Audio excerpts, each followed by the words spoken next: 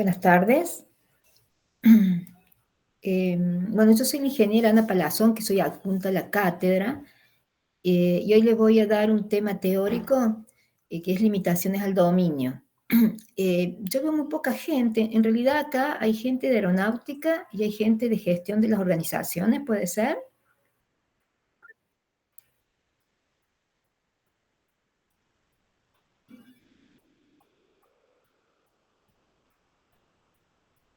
No sé si me escuchan. Sí. Sí, profe, la De escuchamos. gestión, veo que hay de gestión y hay de aeronáutica también. Sí, de aeronáutica también. Sí, porque veo que hay muy poca gente, bueno, se ve que se van a unir más tarde.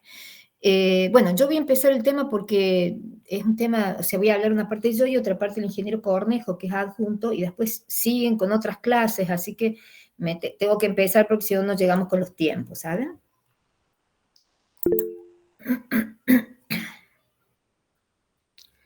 Ah, ahí veo que algunos están en el Meet del taller.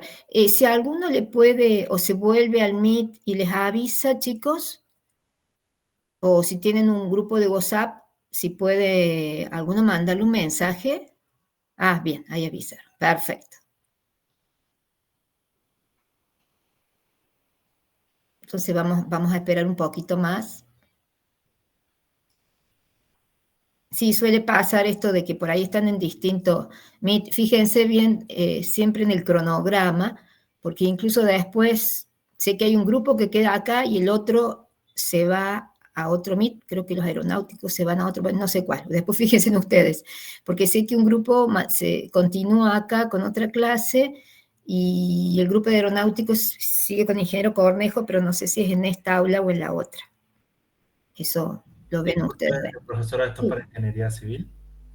No, esto es para, no, acá son en gestión de las organizaciones, no, civiles, fíjate, ay, no sé si es en el aula de civiles. Porque la otra aula que tenía 200 es la de civiles. A ver, dame un minuto, yo me fijo, a ver, creo que tengo el cronograma por acá. Dame un minuto. De civiles.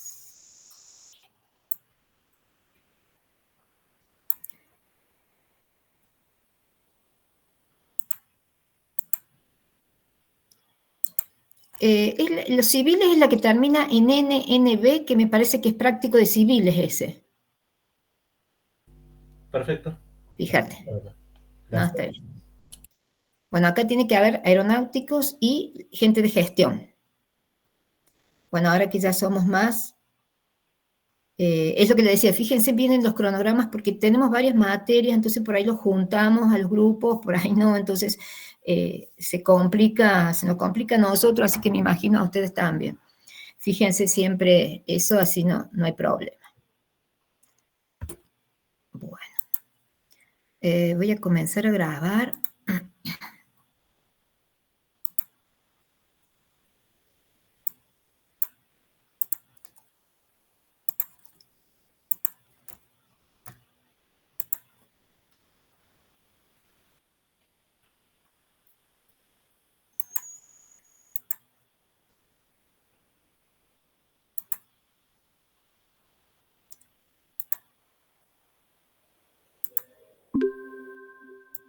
Bien.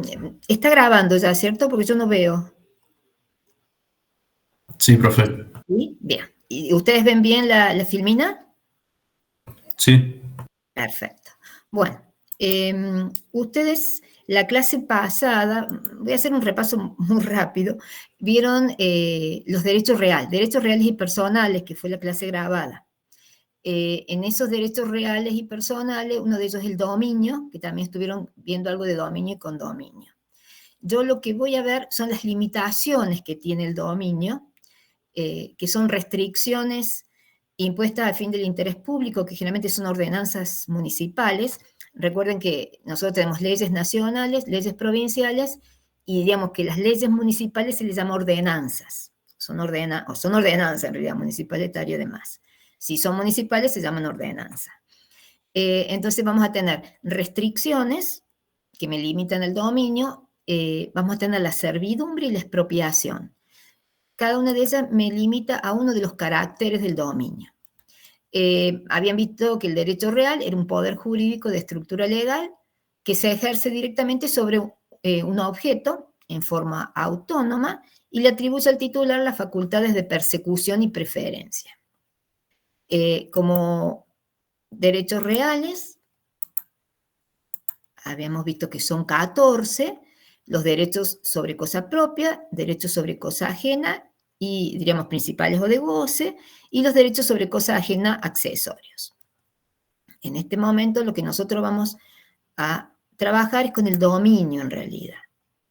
O sea, el dominio perfecto es el que le otorga todas las facultades de usar, gozar y disponer, tanto material como jurídicamente, de una cosa dentro de los límites previstos por la ley. O sea, en general, yo les suelo dar como ejemplo, el más fácil de dominio es un terreno. O sea, yo compro un terreno, tengo la tradición, o sea, es como que me entregan el terreno, me dicen, mire, este es el terreno, está mojonado, tales son las dimensiones. Hago una escritura, que es un instrumento público, y esa escritura se inscribe en el registro de la propiedad, y tarda como un año para que salga el trámite. Cuando yo tengo esas tres cosas, recién tengo el dominio del terreno. Entonces yo puedo hacer uso, goce y disponer materialmente. O sea, yo lo puedo cercar, puedo construir, puedo plantar un árbol. O sea, hago uso, goce y dispongo materialmente. Y jurídicamente, porque puedo hipotecarlo, puedo venderlo. Entonces, esa sería la forma en que yo tendría el dominio para hacer todo esto, pero siempre dentro de límites previstos por la ley. El dominio tiene tres caracteres. Un carácter que es el absoluto, el perpetuo y el exclusivo. El absoluto está relacionado con lo que es el dominio perfecto. Es el uso, goce y disposición de tanto, diríamos, material y jurídicamente dentro de límites previstos por la ley. El perpetuo me dice que no tengo límite en el tiempo y subsiste con independencia de su ejercicio. O sea, yo compro un terreno y mientras yo no lo venda, tengo el dominio de ese terreno. De no ser, bueno, que fallezca y eso pase a mis herederos, pero mientras yo viva y no lo venda, tengo el dominio del terreno, es perpetuo. Y no se extingue aunque yo no lo utilice. Supóngase que ese terreno, no sé, está en la sierra, yo no voy, no lo cerré, pero yo sigo teniendo el dominio. Pero puede pasar que alguien haga posesión de ese terreno y que pasado determinado tiempo haga un juicio de usucapión, se llama, y que son 20 años, el tiempo que tiene que pasar, y demostrar que estaba en posesión continua de ese terreno, y hay una prescripción adquisitiva que me permite hacer un juicio de usucapión. Entonces en ese caso sí el dominio pasaría a esta persona que está haciendo la posesión. Y es exclusivo porque no puede tener más de un titular, es dominio, tiene un solo titular. Si ya tuviera varios titulares ya sería condominio, ¿no? Entonces, ese terreno, yo tengo el dominio, no puede aparecer otra persona diciendo que él es el titular de ese dominio, ¿no? Es único. Entonces, habíamos visto que era absoluto, exclusivo y perpetuo. Pero resulta que este dominio tiene limitaciones y restricciones. Se pueden dar en algunos casos. Por ejemplo, una limitación al dominio es una servidumbre. Una servidumbre me afecta el carácter exclusivo. Ya vamos a ver el tema servidumbre, pero ¿qué significa? Que yo ahora, no solo yo voy a hacer uso de ese terreno. Supóngase una servidumbre de paso. O sea, un terreno grande que se fue subdividiendo y en algún momento quedó un terreno en el centro que no tenía salida a la vía pública. Entonces, necesito salir por alguno de esos terrenos a la vía pública. Entonces, se hace una servidumbre de paso. Se ponen de acuerdo las partes, hay una servidumbre de paso. Entonces, ¿qué me limita? Al que le permite el paso, diríamos, sigue teniendo el dominio de ese terreno, pero ¿qué pasa? En esa parte, en esa zona de paso, él no va a poder construir, por ejemplo. La va a poder usar para pasar si quiere, pero no puede construir. Entonces, me está limitando en lo que era ese dominio. Son onerosas generalmente, hay un pago, ¿no?, en la servidumbre. También puede pasar que haya una expropiación, o sea, se va, no sé, a ensanchar la avenida, entonces me van a expropiar parte de un terreno que yo tengo. Entonces, en ese caso, ya no es más perpetuo, sea, yo pensaba tener ese terreno, no lo iba a vender y de pronto hay una expropiación que es por ley, eso se lo va a dar el ingeniero Cornejo, entonces ya afecta el carácter de perpetuo. Entonces esa es una limitación que también tiene indemnización y me produce una desmembración de la propiedad, porque supóngase que a lo mejor a mí me expropian una parte del terreno, pero bueno, ya se achicó mi terreno, o en algunos casos lo expropian todo, entonces yo tengo que venderlo a no sé, sea el gobierno nacional o provincial, y bueno, dejo de tener, entonces hay una desmembración de la propiedad, es más, ya no la tengo más. Y en el caso de las restricciones, me producen una debilitación de la propiedad y no hay derecho de indemnización. Por ejemplo, yo voy a construir y me dicen, bueno, en este barrio usted tiene que dejar un retiro obligatorio, que es lo que se deja de jardín, diríamos, de 5 metros. Entonces, en realidad, hay una debilitación, hay una restricción que yo ya no voy a poder construir hasta la vereda, diríamos, voy a tener que dejar eso. Entonces, me afecta el carácter absoluto, pero no tengo derecho a indemnización. Todo lo que son el código de, ¿cómo se llama?, de edificación, me afecta, diríamos, en eso, y me produce restricciones. Y bueno, hay otras ordenanzas en cuanto al loteo, bueno, hay varias ordenanzas más, pero uno sería el código de edificación. Díganme si no entienden, cualquier cosa me preguntan, porque yo no los veo, no veo si escriben tampoco preguntas, así que cualquier cosa me dicen y paramos un poquito y lo explicamos. ¿Sí? Una restricción podría ser, por ejemplo, no más de 3 pisos de una propiedad, por ejemplo. Sí. Ahí en algunas zonas tenés, hasta cierta altura podés construir, en otras zonas, por ejemplo, podés construir 2 unidades de vivienda. Si vos querías construir, no sé, poner que ibas a hacer cabañas en un terreno determinado y te dicen, no, hasta 3 se puede. Es una restricción. O sea, te produce un debilitamiento, diríamos, pero seguís teniendo tu terreno, ya no lo podrás, diríamos, construir. Es diferente a lo que es la limitación. Bueno, acá lo que hace es o sea, dice que antes se llamaban generalmente restricciones, ahora el Código Civil nuevo le llama límites previstos por la ley. O sea, es una aclaración, pero más o menos significa lo mismo, ¿no? Es un cambio que tiene el nuevo Código Civil, que es del año 2015, no es tan nuevo. Vamos a tener restricciones impuestas al interés público y al interés privado. Si son al interés público, están regidas por el derecho administrativo. Ustedes hasta ahora venían viendo todo que era el derecho civil, porque vieron el Código Civil o hablaron sobre el Código Civil. El derecho administrativo, bueno, después ya van a ver más adelante, se ve ese tema, pero diríamos ya está regido ya sea por la municipalidad, por la provincia, por el Estado. Son leyes en ese caso. Entonces podés tener restricciones de carácter administrativo, limitaciones en cuanto a la libre disposición jurídica de una propiedad, y una de las cosas que también hay es obligación de dejar calle al margen de ríos y canales navegables. Eso también lo tiene en cuenta lo que son de interés público. O sea, siempre, eso se llama camino de sirga, ya lo vamos a ver, pero aunque no se vean, pero en los ríos, ya sea ríos serranos, porque bueno, en la ciudad de Córdoba ya lo que hay está bien limitado, vos tenés que dejar generalmente 15 metros desde la orilla hasta la calle, se hace una calle. Esos 15 metros no se pueden edificar y no se pueden utilizar. O sea, si vos tenés un terreno que da al río, vos hay una zona que no lo podés cercar, no lo podés cerrar, eso es público. A eso se refiere lo que es margen del río y canales. También pasa en los lagos, ¿no? En todos esos hay una determinada distancia que hay que dejar, que incluso también depende del tipo de río que sea, dónde esté ubicado. Eso tiene reglamentación de acuerdo a eso. Generalmente son 15 metros, pero puede variar. Y después tenés obras que son de interés privado, que generalmente es de interés recíproco de vecinos. Por ejemplo, obras perjudiciales al vecino, como puede ser una plantación, una planta. O sea, en realidad no podés poner un árbol pegado a la medianera. Tenés que dejar cierta distancia para poner el árbol, para que no molesten las ramas, para que las raíces no produzcan problemas en la otra construcción o en la medianera. Eso, en general, cada municipio decide a qué distancia se puede colocar un árbol. incluso luces y vista, vos no podés poner una ventana en una medianera, por ejemplo. El tema de las goteras de los techos, o sea, si tenés un techo a 2 aguas, tendrás que hacer una canaleta que baje por un caño, que desagüe en tu terreno.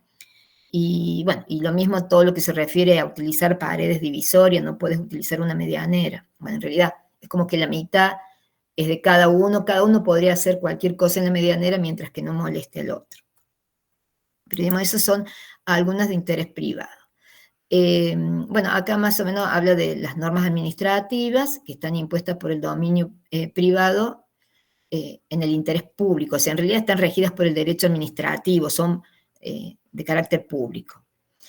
Bueno, más o menos acá se refiere a lo mismo, que no generan de indemnización. Bueno, esto recién lo hemos visto, así no lo repetimos. ¿Cuál es el objetivo de estas restricciones? Son disposiciones jurídicas legales de la administración pública que lo que tienden es a armonizar el derecho de propiedad con los requerimientos que son de interés público y general. O sea, ¿qué efecto me produce? Bueno, habíamos dicho, me reduce el derecho de propiedad, regula un marco de ejercicio, o sea, hay una normativa, hay una ordenanza, e incide sobre el carácter absoluto de la propiedad. Los caracteres de estas restricciones, y bueno, son normativas que son generales para todas las propiedades, todas las tienen que cumplir. O sea, si es en la ciudad de Córdoba, todos los que vivan en la ciudad de Córdoba tienen que cumplir la normativa. Son actuales porque constituyen límites normales y permanentemente se pueden ir modificando. Son constantes, siempre va a haber, cuando haya una propiedad urbana, siempre va a existir, no se indemnizan, son ilimitadas porque pues, se pueden ir creando nuevas ordenanzas, son ejecutorias, o sea, el poder de policía lo tiene la administración, ya sea municipal o provincial, depende la ordenanza o la ley que sea, y son imprescriptibles, no prescriben. Esas son algunas de las características que tiene. Sí. Entonces, los derechos administrativos regulan los conflictos entre privados y públicos, digamos. Claro, sí. Sí. En general, o sea, las ordenanzas, digamos, afectan al privado, pero las da el público. Distintos son los que son entre privados y privados como entre vecinos, es decir, entre privados y privados. Eso, si hay algún problema, lo hacen en el derecho civil. El otro es en el derecho administrativo. Profe. Sí. ¿A qué se refiere en la filmina anterior cuando decía que no puede desmembrar la propiedad en la parte delimitada? O sea, a ver, las restricciones no te pueden producir un desmembramiento o diríamos un problema mayor en tu propiedad. O sea, distinto, si hay una expropiación, hay una ley y a vos te van a expropiar, suponete, tu casa. Vos no te podés quejar, te la van a expropiar, te la van a pagar, todo, pero diríamos, hay un desmembramiento porque ya no tenés más la casa. O si vos tenés una servidumbre, y bueno, es una servidumbre de paso, hay una persona que va a pasar, vos ya no vas a poder construir. Hay un resarcimiento porque ya el problema es mayor, diríamos. Mientras que en las restricciones en general, y no te producen un problema mayor, o sea, sí, vas a tener que dejar un retiro, posiblemente no puedas construir, pero bueno, se supone que vos anteriormente, antes de comprar un terreno, y tendrías que averiguar si vos vas a poder construir tantos pisos. O sea, es como que no te va a producir un problema tan grande como es una expropiación o por ahí una servidumbre que es más complejo. ¿Se entiende lo que te digo? Sí, claro. En general son cosas que incluso uno más o menos la conoce o tendría que conocerla.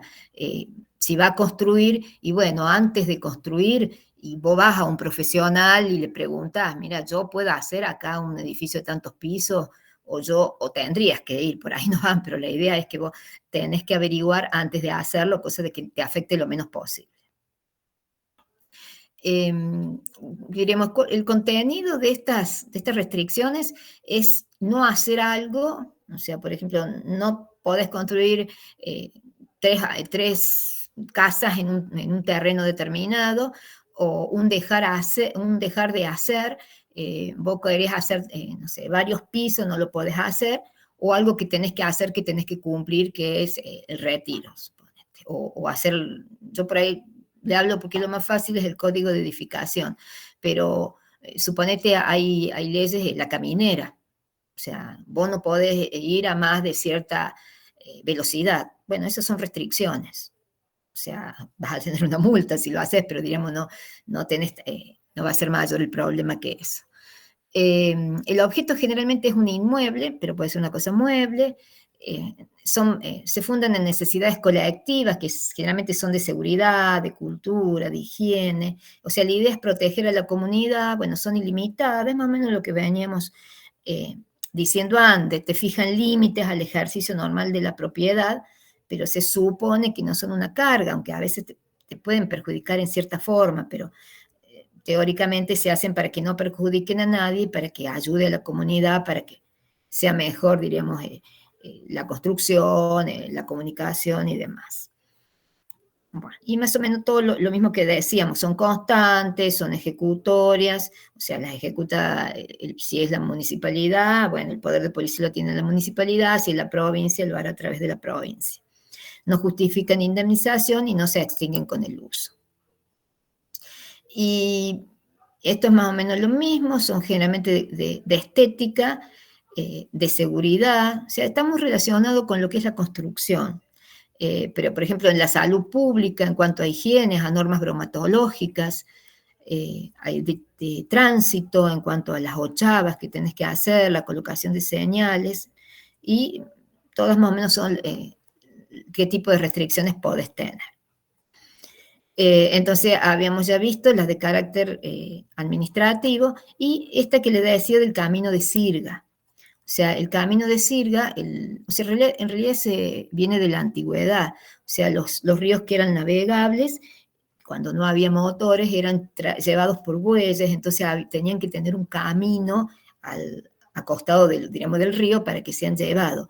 Pero después se vio que eso servía también para las inundaciones, o sea, dejar ese espacio, lo que hacía era proteger las viviendas vecinas. O sea, yo no sé si ustedes se acuerdan, pero en la zona de Saldán, de Villa Allende, hace unos años, creció un arroyo y, bueno, se llevó casas puestas, y era porque estaban ubicadas en lugares que no correspondían.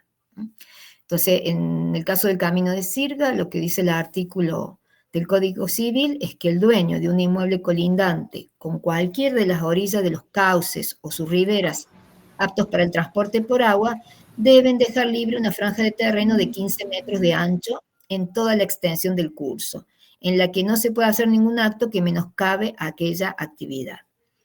En general, los terrenos nunca llegan hasta el río. O sea, vos compras un terreno y cuando se hace un loteo, ahí también te exigen que dejes ese espacio que no pertenece a un propietario.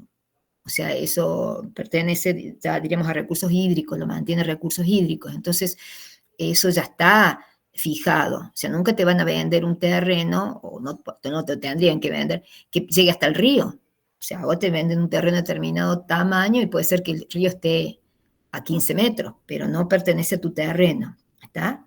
Por eso, o sea, no producen una desmembración, o sea, eso no es tu terreno. Sí, te escucho.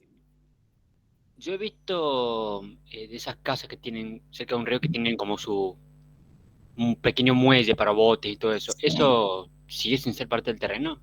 No pertenece, ellos lo pueden hacer, pero no pertenece a ellos. Incluso hay casas, se dan las sierras que tienen un arroyo cerca y llevan el alambrado hasta el arroyo un poco y ya no podés pasar. Bueno, eso no se puede hacer. Eso no pertenece, incluso en los lagos pasa lo mismo.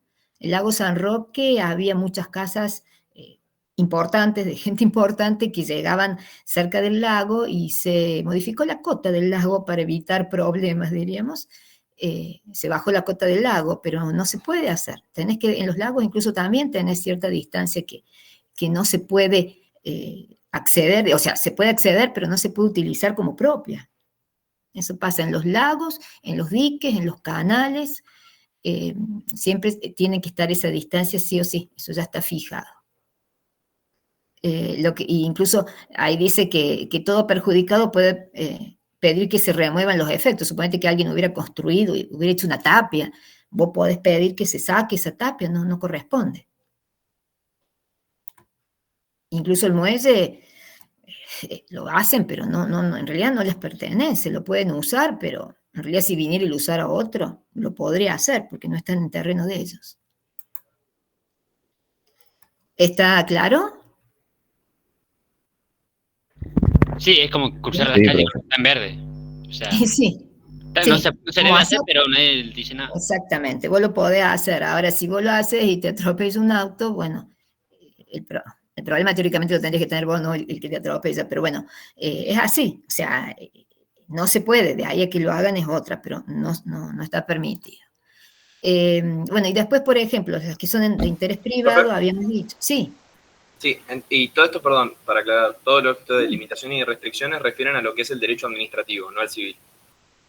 por ahora estamos todos, claro, porque eso lo fija ya sea la municipalidad, ya sea recursos hídricos, la provincia, entonces por eso está dentro del derecho administrativo, porque sería, o sea, ya sea municipalidad, provincia o nación, y la otra, una parte sería esa y la otra parte sería un privado.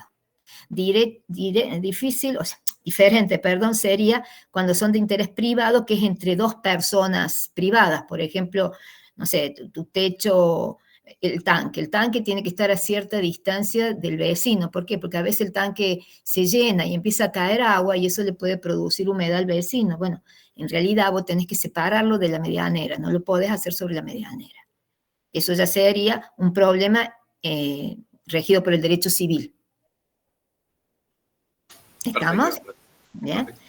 Bueno, todo lo que son, bueno, lo habíamos visto, luces y vistas, o sea, bueno, le podés hacer una ventana que dé al vecino, incluso aunque vos la tengas, que dé a tu patio, tiene que estar corrida a cierta distancia de la medianera. Habíamos dicho lo de las goteras, las paredes divisorias, incluso acá hay otras más. Por ejemplo, no puedes hacer excavaciones y fosos, ni construir una cloaca sobre las paredes medianeras. En realidad no habría que pasar cañerías propias por una pared medianera, que suelen pasar. Pasa que cualquier problema de humedad, y bueno, va a ser la cañería. ¿Qué más? También no podés hacer ruidos o inconvenientes hacia el vecino que sean derivados de una determinada actividad. Por eso también, diríamos, la ciudad de Córdoba, bueno, algunos no vieron la localización, la gente de aeronáutica vimos dónde localizar una empresa, y bueno, la podés poner en cualquier parte. En una zona residencial no podés poner una carpintería, por ejemplo, que produzca determinados ruidos, o que haya una máquina que produzca vibraciones, o el tema del aserrín. Hay zonas donde vos sí podés poner determinadas industrias o determinados comercios. Profe, Sí. y sí, creo entendido que ahí existen como paredes antirruido o algo así. Si tomás precauciones, ¿son más como flexibles esas restricciones? Sí, depende la vibración que produzcan. Eso incluso hay un ente, yo ahora no me acuerdo, porque a mí me pasó una vez que había en una casa, había algo que era de Telecom, y justo sobre la pared divisoria tenían una máquina que daba a la habitación del vecino, y producía vibraciones y producía mucho ruido. Entonces vinieron, hicieron las mediciones correspondientes y le pidieron que sacara la máquina o que la corriera. O sea, eso se puede hacer. O sea, hay hasta ciertos puntos, pero en general se trata de no apoyar algo que produzca una vibración sobre una pared medianera. Eso está ya estipulado, incluso cuando, si es no sé, un negocio y te lo tienen que habilitar, esas cosas se fijan también.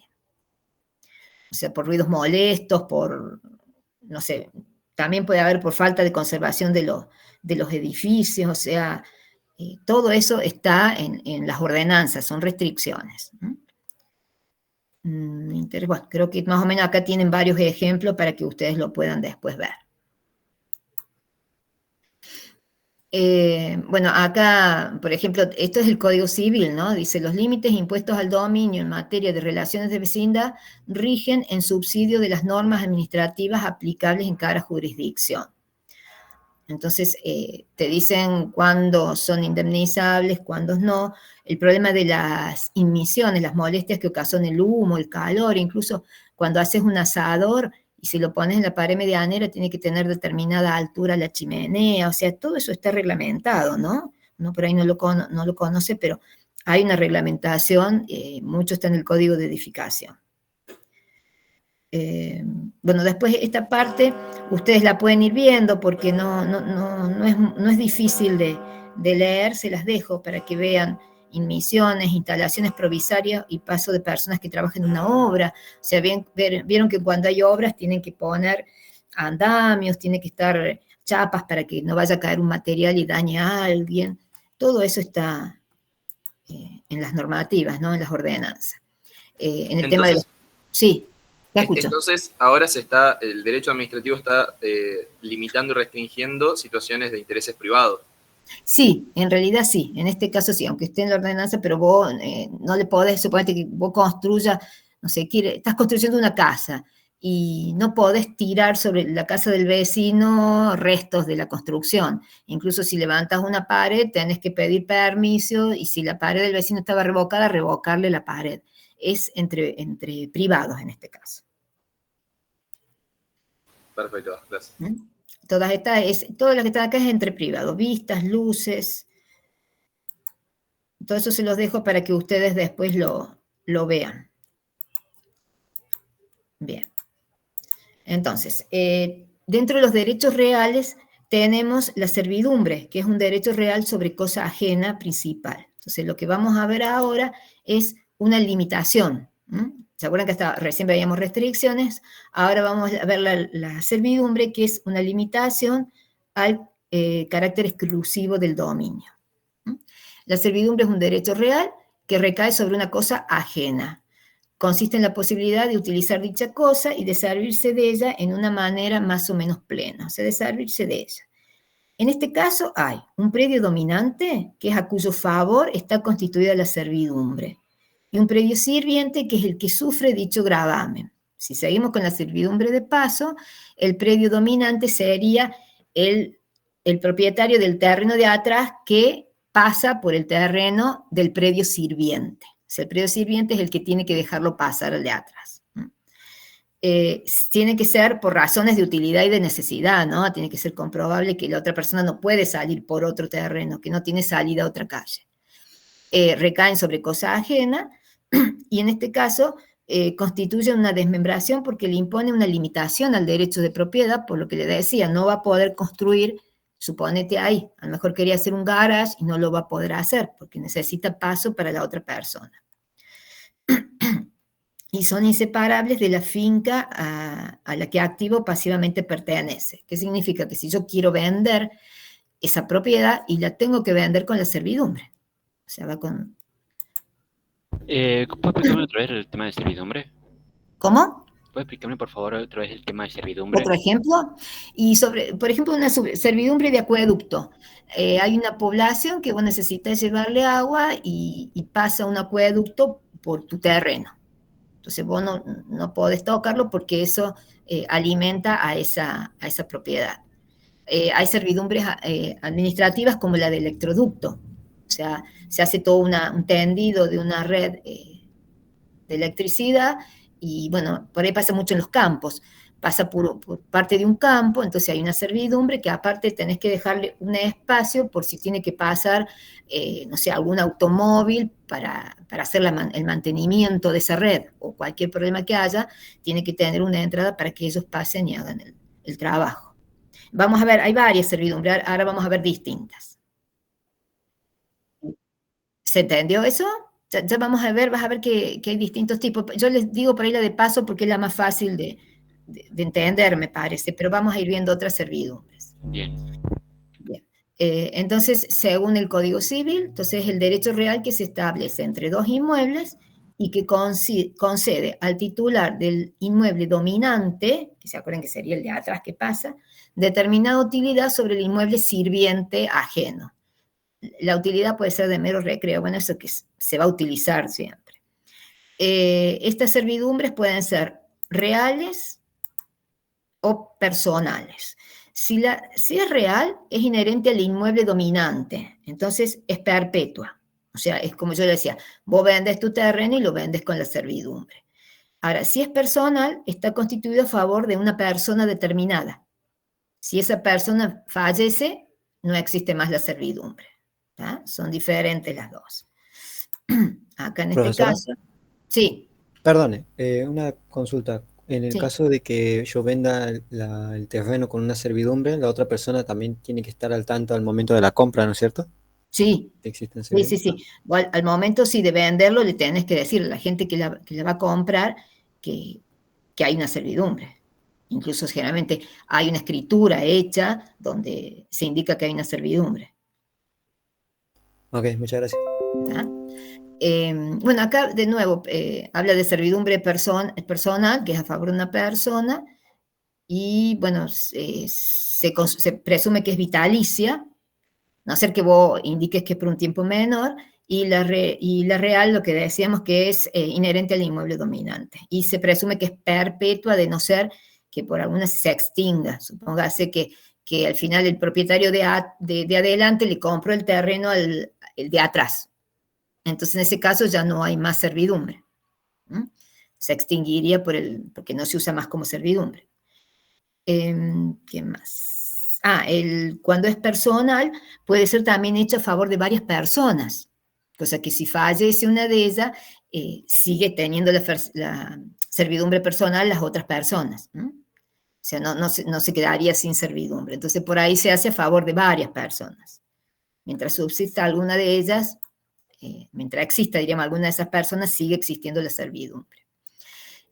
También se la puede indicar en positiva cuando consiste en soportar su ejercicio, una servidumbre de paso, de acueducto, de vista, y es negativa si la carga se limita a la abstención de determinada cosa. En la ingeniera Garela, cuando les grabó la clase, les explicaba que, por ejemplo, hay una persona que construye un edificio o una casa con determinada vista, y resulta que ahora compran el terreno de al lado, y la persona quería construir un edificio. Entonces puede haber ahí un arreglo donde le indique que, bueno, que no se puede construir hasta cierto piso para que no le quite esa vista a la persona. Entonces hay algunas servidumbres negativas que vos no podés construir más de determinados pisos. Hay servidumbres que también son forzosas, que la ley prevé expresamente la necesidad de hacerlo. No sé, por ejemplo, de acueducto puede ser. Hay servidumbres forzosas y reales, la servidumbre de tránsito a favor de un inmueble sin comunicación suficiente con la vía pública puede ser forzosa si no se ponen de acuerdo entre las partes, o la del acueducto, o la de recibir agua. Diríamos que es extraída o degradada artificialmente, y que no se puede controlar de otra forma, ¿no? Bueno, hay servidumbres administrativas, como veíamos que era la servidumbre de electroducto, que recién les explicaba, que también tienen que tener en cuenta que hay que dejar por ahí, hay que dejar un espacio también para que pasen, no sé, las camionetas para hacer el mantenimiento.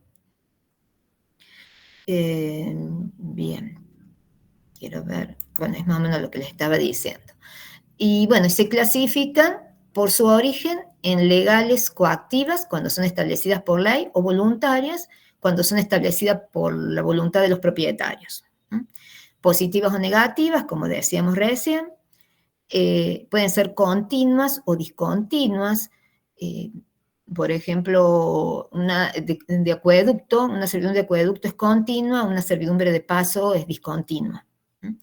Y por la notoriedad de su existencia pueden ser aparentes o no aparentes. Hay servidumbres de paso que tienen una puerta o un portón, y hay otras que no tienen nada, entonces en realidad ni se nota que hay una servidumbre ahí. Profe, no entendí Sí. bien la diferencia entre la servidumbre positiva y la negativa. ¿Cómo sería? La positiva es una servidumbre que vos, no sé, una servidumbre de paso, son las más comunes. O sea, está la servidumbre y, bueno, vos tenés que adecuarte a eso. Y negativa es cuando dice, bueno, por ejemplo, usted no puede construir más de determinados pisos. No podés hacer eso. En ese caso, sí. ¿Se dice positiva cuando beneficia al propietario del terreno? Sí, más que todo positiva, casi todas son positivas, sí, siempre va a beneficiar a uno de los terrenos, porque en la negativa, sí, diríamos, lo podemos tomar así, positiva porque, bueno, te deja pasar o puede pasar el acueducto, y en la negativa vos no podrías, diríamos, construir más de ciertos pisos, pero se te paga por esa no posibilidad, diríamos, ¿se entiende? O sea, por pues, eso- cuando decimos positiva y negativa, ¿para quién? Exactamente, sí. O sea, positiva para el fondo dominante sería una de paso, y negativa para el fondo dominante sería una de, diríamos, de no construir hasta cierto punto, porque como se paga por esa servidumbre, diríamos, va a recibir un dinero, pero no va a poder construir más de determinados pisos. Siempre que perjudique el dominante es negativo y si beneficia al dominante es positiva. Exacto. Bien. A ver. Bueno, sí, esto, diríamos, están legitimados para construir una servidumbre los titulares de derechos reales, o sea, quien tengan el dominio, no quien tenga una posesión, por ejemplo. Nunca, bueno, el juez no puede constituir una servidumbre, tiene que ser por una ley. Sí. Un ejemplo de esto de servidumbre, por ejemplo, podría ser que yo le tengo que, por ejemplo, una situación de una casa delante de otra, de que, no sé, le digo que la casa adelante tiene que permitir que poner una rampa en la entrada de su casa porque hay alguien con silla de ruedas en la casa de atrás, por ejemplo. Sí, se podría, o sea, no es, se podría hacer como una servidumbre que tengas que hacer una entrada diferente. Lo que pasa es que si vos tenés que hacer, puedes decir, claro, no, poner que tenga una entrada común, porque ya debe haber una, si la casa está atrás y ya debe haber una servidumbre de paso ahí. Tal cual, pero puede ser una escalera, entonces yo hago una servidumbre personal donde digo, che, tiene que ser una rampa porque tiene silla de ruedas, digamos. Bueno, si se ponen de acuerdo entre las partes, sí, se puede hacer otra servidumbre más. Perfecto, gracias. Porque sí, o sea, si está atrás ya debe tener, no sé, que tenga un terreno con una forma determinada que pueda entrar y salir, como si fuera un martillo, y haga una servidumbre solamente para las rampas. Sí, se ponen de acuerdo, siempre que exista un fondo dominante y uno sirviente, hay una servidumbre. Bueno, la presunción de onerosidad, porque generalmente hay un pago, no ser que haya un acuerdo entre las partes, ¿no? Bien. Bueno, eso más o menos todo lo mismo. Acá, bueno, es una nueva clasificación que es similar a las mismas, continuas y descontinuas, que ahí pueden ver ustedes los ejemplos. ¿Ah? Las servidumbres de vista, de acueducto son continuas, las de servidumbre, de paso, de tomar agua son discontinuas, que es visibles o aparentes, servidumbres de vista o de paso. A veces hay construcciones grandes, por ejemplo, un galpón que tienen que hacer algunas ventanas, que es más que todo para iluminación, las pueden hacer sobre la medianera, pero tienen que estar a cierta altura, tienen que cumplir una serie de cosas, ¿no? Y después hay, diríamos, servidumbres que cumplen con dos cosas, por ejemplo, que sean continuas y aparentes, como una servidumbre de vista, o sea, tienen dos clasificaciones, diríamos, continuas y no aparentes, como la prohibición de elevar un edificio, discontinuas aparentes, como una servidumbre de paso donde hay una puerta, o discontinuas no aparentes, cuando la servidumbre de paso no hay una manifestación que indique que ahí alguien pasa hacia atrás, diríamos que no sea el propietario. Y los medios de extinción, cuando se extingue y cuando desaparece la utilidad, que decía, por ejemplo, ya el acueducto no se usa más porque se hizo otra toma de agua y, bueno, el agua viene por otra parte, entonces ya no se utiliza el acueducto, desaparece la servidumbre esa, ¿no? Y también cuando no se usa por persona durante 10 años. Bien. En el caso si sean servidumbres personales, bueno, cuando el titular de esa servidumbre fallece, por ejemplo, se extinguiría, y también si es una persona jurídica, ustedes que vieron sociedades, también se extingue si se pactó una duración de determinado tiempo. Si no se pactó duración, son 50 años. Y bueno, y extinguida la servidumbre, se extingue todos los derechos constituidos por el titular dominante. Bueno, acá terminaría lo que es la parte de limitaciones que doy yo. Ahora el ingeniero, pero que vamos a dejar de presentar. Vamos a detener la grabación. Profe, perdone, una pregunta Sí. rápida. En el Sí. caso de las servidumbres personales, si está ligada a más de una persona, ¿necesitarían morir todas esas personas para que se Sí. extinga, ¿no es cierto? Ah, bien. Para que se extinga, sí. Sí, bien, no. De no ser Sí. que no se utilice por alguna razón, pero diríamos, si se sigue utilizando la servidumbre, mientras vivan a algunos de las personas a favor de quien se hizo la servidumbre, se puede seguir utilizando. Ah, ok, entendí, gracias. Bien. Bueno, Fernando, Bueno, muy bien, Profe, gracias. sí. se me había mezclado la información entre todo lo que estaba hablando. No me quedó claro, ¿quién es el titular de la servidumbre? ¿El dueño del inmueble o quien La le... servidumbre se hace a favor del inmueble, o sea, hay un inmueble sirviente y un inmueble dominante, diríamos. El inmueble dominante es a favor de quien se hace la servidumbre, que a es favor el que de pasa, quién? diríamos. Suponete que vos no sé, la servidumbre de paso, el inmueble que está atrás, que necesita pasar para acceder a la vía pública, es el dominante. El periodo dominante se hace a favor del periodo dominante. El sirviente es el que deja pasar. Bien, gracias.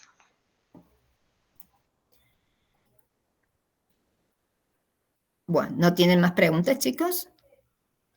Profe, ¿esta filmina la va a subir al EP? ¿O Sí. está subida ya? Sí, ya mañana, a la mañana generalmente ya están subidas todas las filminas. Ok, profe, gracias. Filminas y grabación. Bueno, muchas gracias, Ana. ¿Cómo Bien. están? Buenas tardes, chicos, ¿cómo le vas? Bueno, me presento primero, yo soy el ingeniero Fernando Cornejo, también adjunto de la cátedra de legislación y ética profesional. Y bueno, hoy vamos a ver un tema también de limitaciones al dominio, que es expropiaciones, ¿sí? Así que, bueno, voy a presentar cuando quieras, Ana, podamos grabar, ¿no? Bueno, voy a andar presentando yo.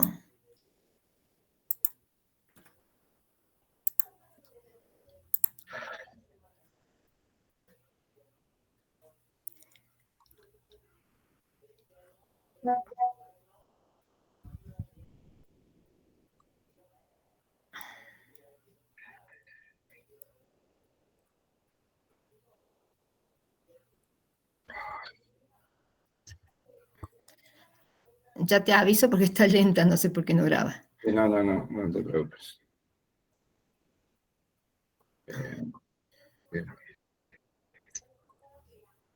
Vamos a empezar de vuelta. Ahí está.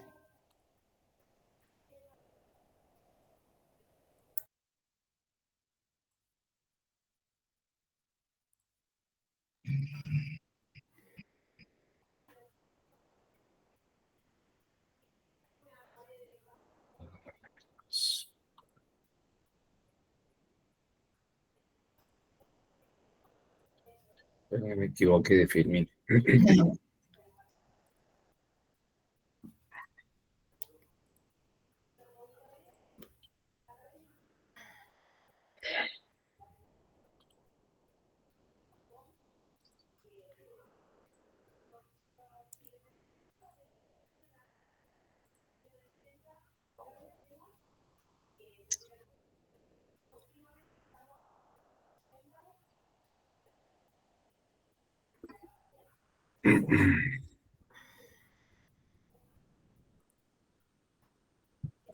Un segundo, Ana, que se me... Sí, estás presentando, pero es la otra. Se me borró la otra. ¿Querés que deje de grabar y después? Sí, deja un segundito. Espera un segundito.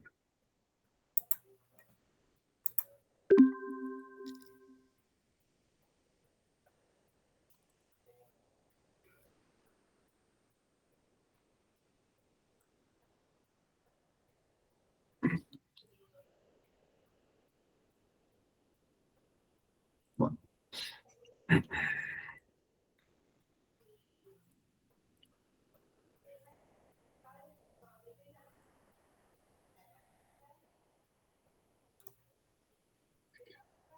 Ahí estamos, Ana. Bueno, ahí tengo un minuto que grabo. Sí. Ahí alcanzan a ver, chicos, bien la filmina en pantalla completa y me escuchan. Sí, profe. ¿Sí? Sí, Bueno, profe. perfecto. Ya te aviso yo cuando esté la grabación. Sí, sí.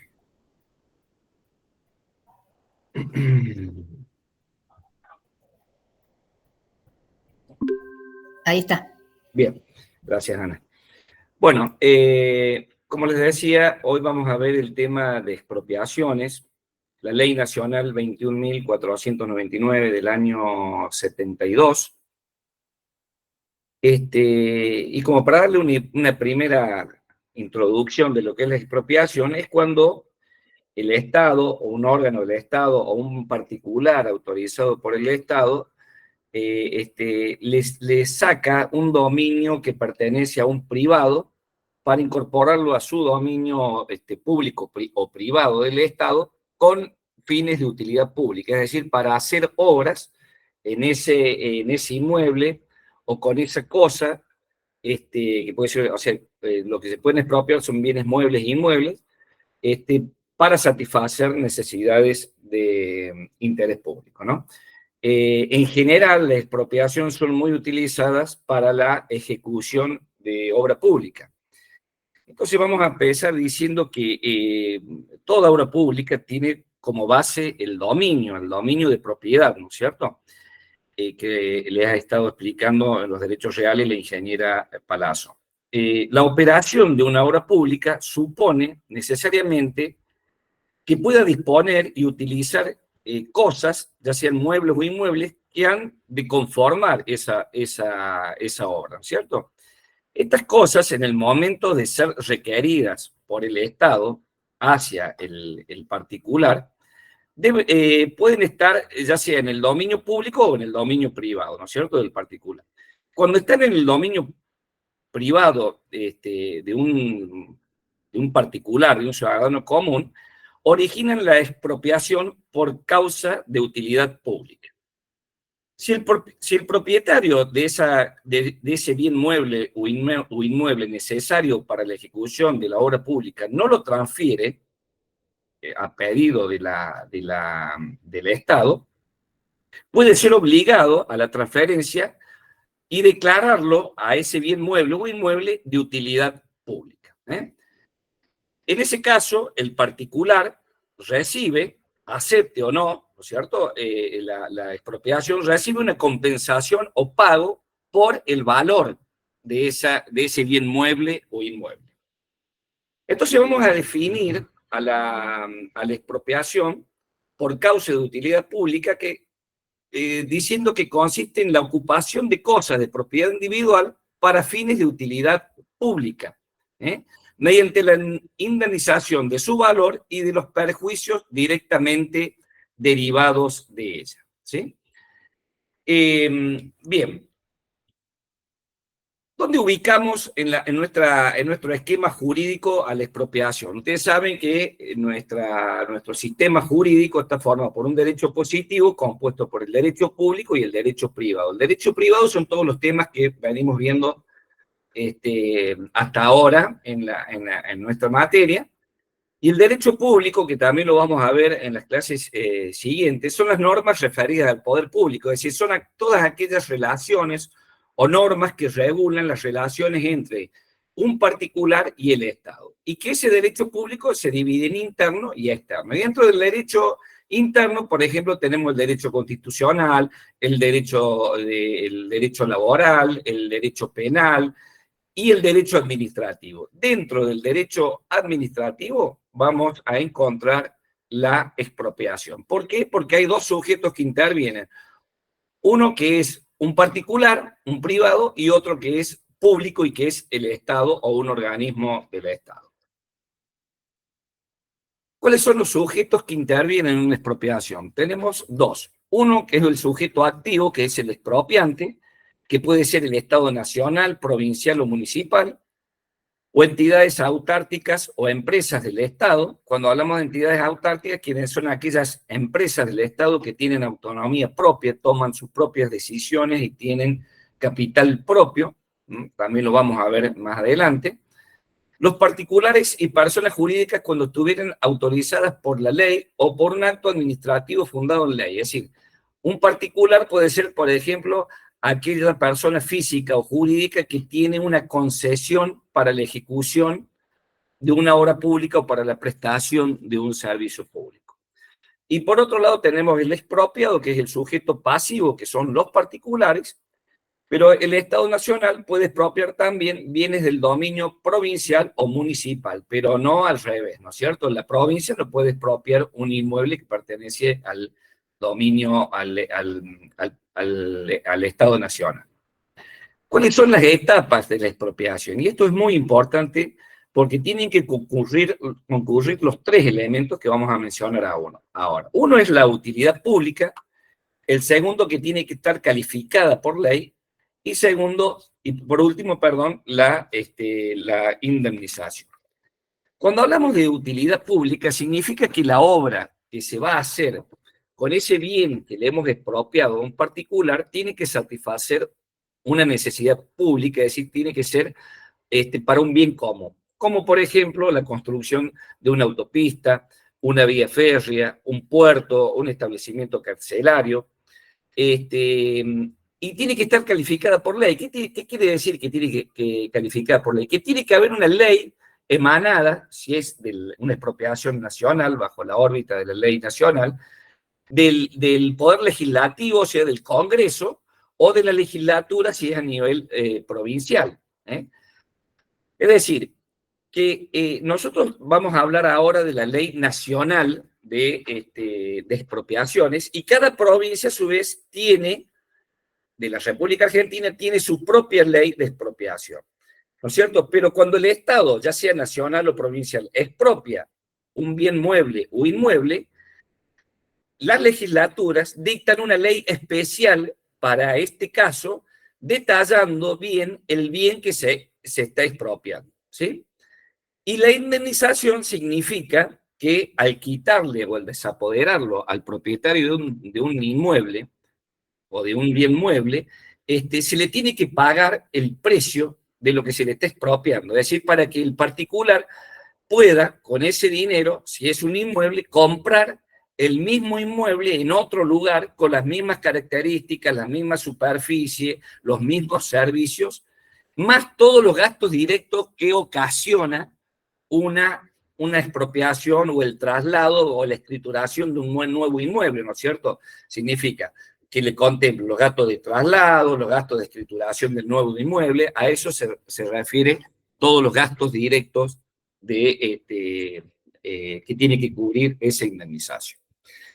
Y cuando les decía que cada expropiación en particular tiene que tener una ley que no tiene nada que ver con la ley general de expropiaciones, por ejemplo, le menciono esto que están acá, por ejemplo, Ley Provincial número 9213 del 2004, declárase de utilidad pública y sujeto a expropiación el inmueble denominado Palacio Ferreira, que ocupa la manzana comprendida entre las calles Ituzaingó, Pueyrredón, etc.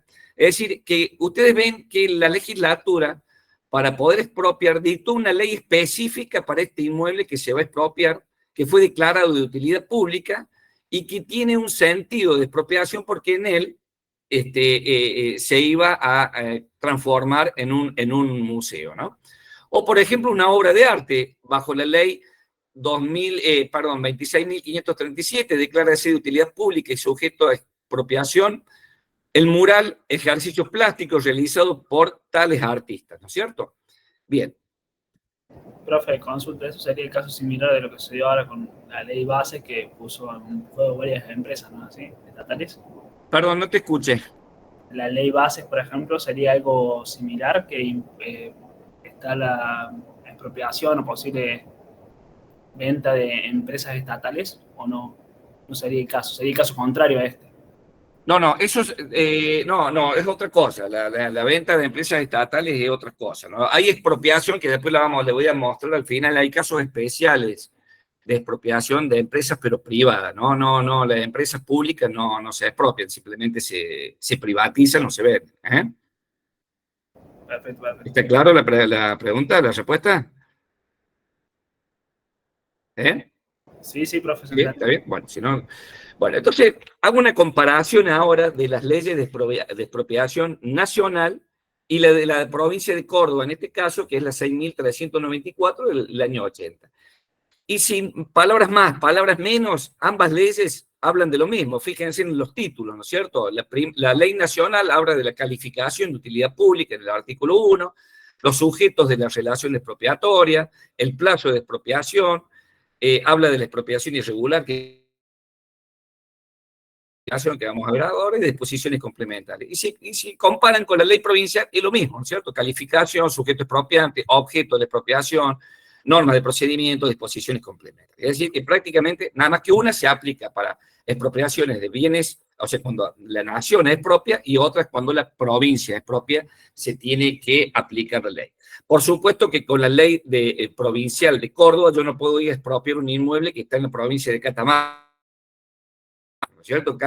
Estas leyes son para, la nacional tiene ámbito en toda la nación, pero la provincial en el ámbito de cada provincia. Bien, cuando hablamos de la indemnización, esa tiene que ser previa, justa y en dinero. ¿Sí? ¿Alguien quiere preguntar algo? Sí, nacionales podrían ser entonces provinciales y municipales podrían ser también, ¿o no? También pueden ser municipales. ¿Eh? A través de una ordenanza también se pueden hacer expropiaciones municipales. Perfecto, gracias. Es decir, que el sujeto expropiante, como les decía al principio, puede ser el Estado nacional, provincial o municipal. Esa indemnización tiene que ser previa, justa y en dinero. Previa tiene que ser efectuada al propietario antes de la ocupación del expropiante, o sea, del sujeto activo. O sea, antes que la ocupe el Estado, el sujeto pasivo, el expropiado, ya tiene que haber recibido la expropiación, el valor. Tiene que ser justa, es decir, que tiene que ser un pago real de la cosa más el perjuicio directo, como yo les decía recién. Y tiene que ser en dinero, o sea, la expropiación es como un contrato de compra-venta forzoso, es unilateral, porque no hay opción a que el damnificado, que el expropiado rechace la expropiación, es decir, que es coactiva, y la contraprestación es en dinero, salvo que el expropiado acepte otras formas de compensación, como por ejemplo, si se le expropia un inmueble, bueno, que reciba el mismo inmueble, como les decía, el mismo inmueble en otro lugar, con las mismas características, las mismas servicios, las mismas superficies, etc. Salvo, o sea, el canje sería ya material y no en dinero. Bien, el que fija este valor de la indemnización es a nivel nacional el Tribunal de Tasaciones de la Nación, y si es de la provincia, el Tribunal de Tasaciones de la provincia, ¿no es cierto? Ese tribunal es un organismo también autárquico, pertenece al Estado, y está conformado por profesionales de la ingeniería, de la arquitectura, en sus diversas ramas, que tienen su finalidad de tasar aquellos inmuebles que son. En el momento de la expropiación, ¿qué es lo que no se toma en cuenta y qué sí? No se toman en cuenta circunstancias de carácter personal o afectivos, ganancias hipotéticas que dejó de perder el expropiado porque en ese local, en ese inmueble, tenía un negocio. Tampoco se tiene en cuenta el mayor valor que la obra puede conferir, o la obra que se va a realizar en ese inmueble le puede generar a ese bien. Porque, es decir, a lo mejor el inmueble que se expropia no vale nada, pero cuando se haga, si supongamos que se hace un shopping en ese inmueble, bueno, por supuesto que el terreno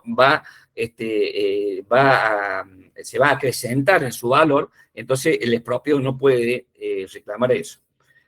No puede reclamar lucro cesante y, bueno, se paga en dinero o con otra forma de pago de común acuerdo.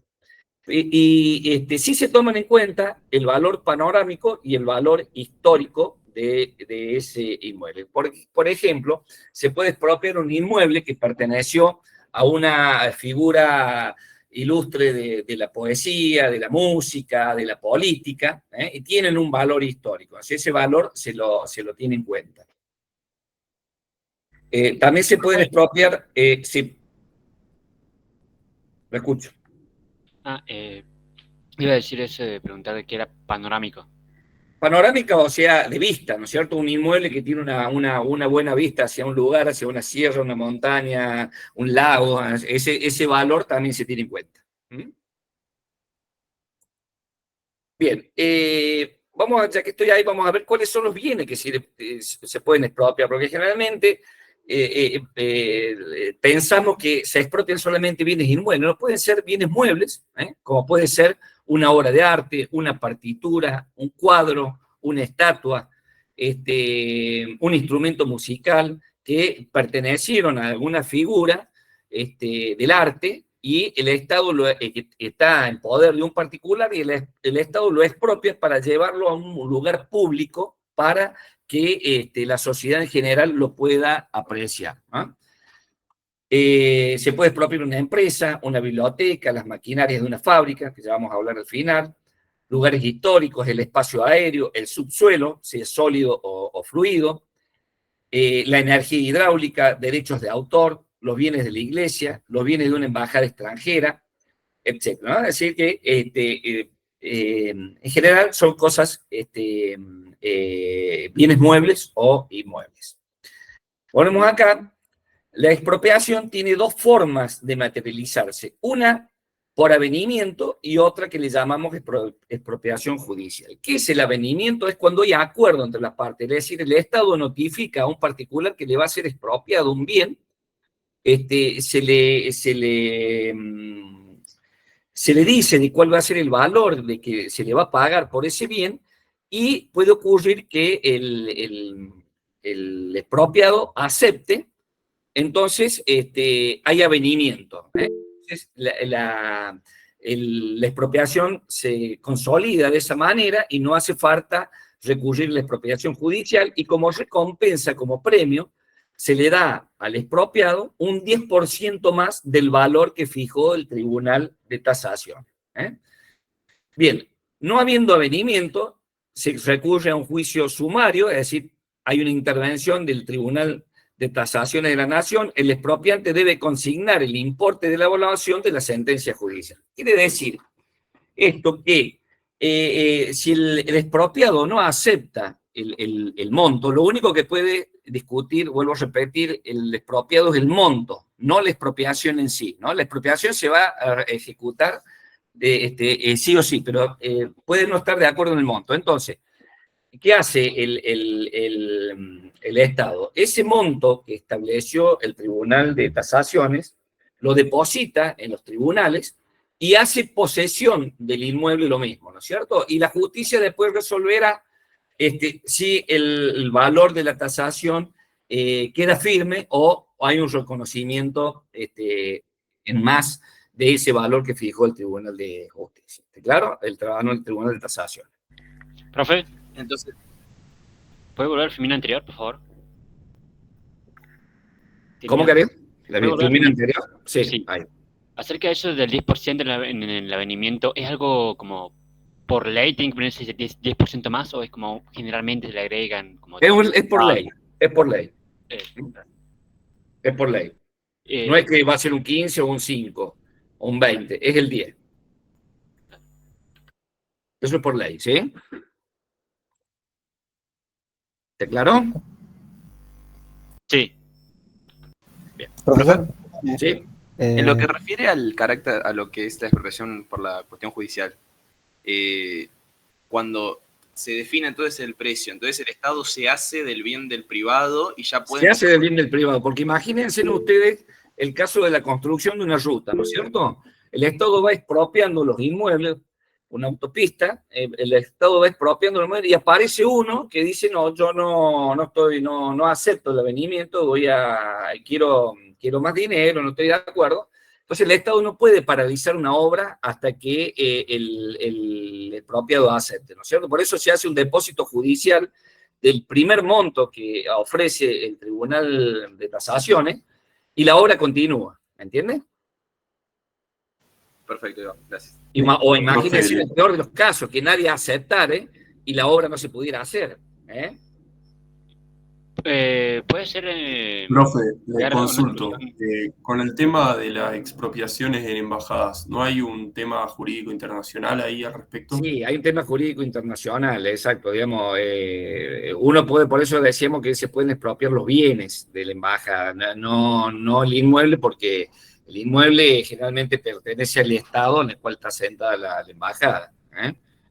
Pero hay un tema ahí de expropiación internacional, digamos, no escapa a esta ley. ¿Mm? Profe, Sí.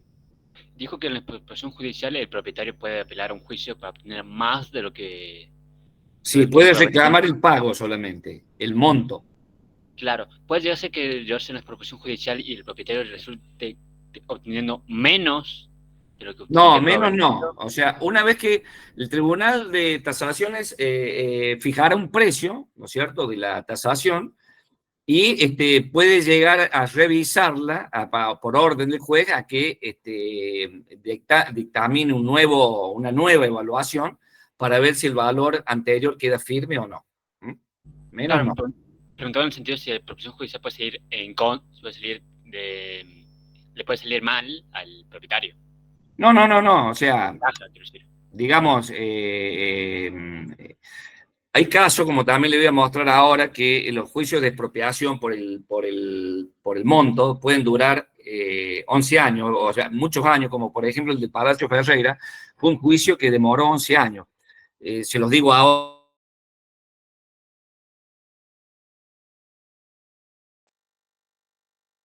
Era 9 millones de pesos y los herederos reclamaban 9 millones de dólares. O sea, fíjense la diferencia. 11 años después, el Estado ofreció pagar en 3 cuotas 120 millones de pesos. O sea, fíjense lo que puede, pero digamos, la expropiación sí es, o sea, no se...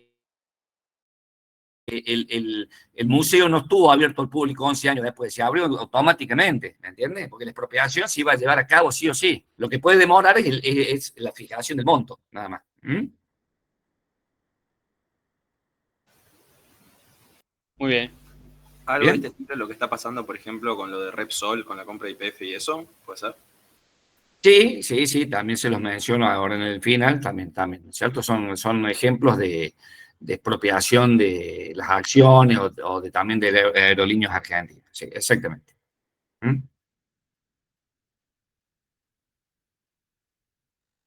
Bien, ¿seguimos? Sí, profe. Bueno, estábamos acá, esto lo han visto un poquito con la ingeniera, creo, la ingeniera Palazzo recién, la expropiación dentro de los caracteres del derecho de dominio, derecho real de dominio, de propiedad, afecta al carácter perpetuo, ¿no? La servidumbre de carácter exclusivo y las limitaciones en sí de las limitaciones administrativas al carácter absoluto, ¿sí? La expropiación al carácter perpetuo. Bien, acá nos vamos a encontrar ahora cuáles son los tipos de expropiación. Y tenemos 4, que son la expropiación diferida, la expropiación irregular, inversa o indirecta, la retrocesión y la ocupación temporal. ¿Sí? Acá le voy a tener que dar algunos ejemplos para que ustedes los entiendan, más referido a la obra pública y a la ingeniería civil, ¿no es cierto? Pero para que entiendan los conceptos, porque es donde van apuntadas directamente estos tipos de expropiación.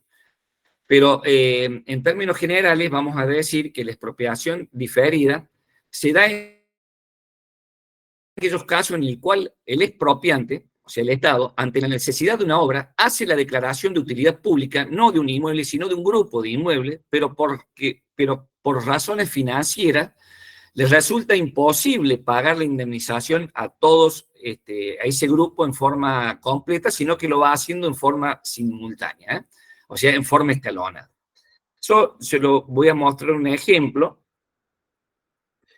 Por ejemplo, todos conocerán la avenida Maipú, que nace vamos a tomar de la plaza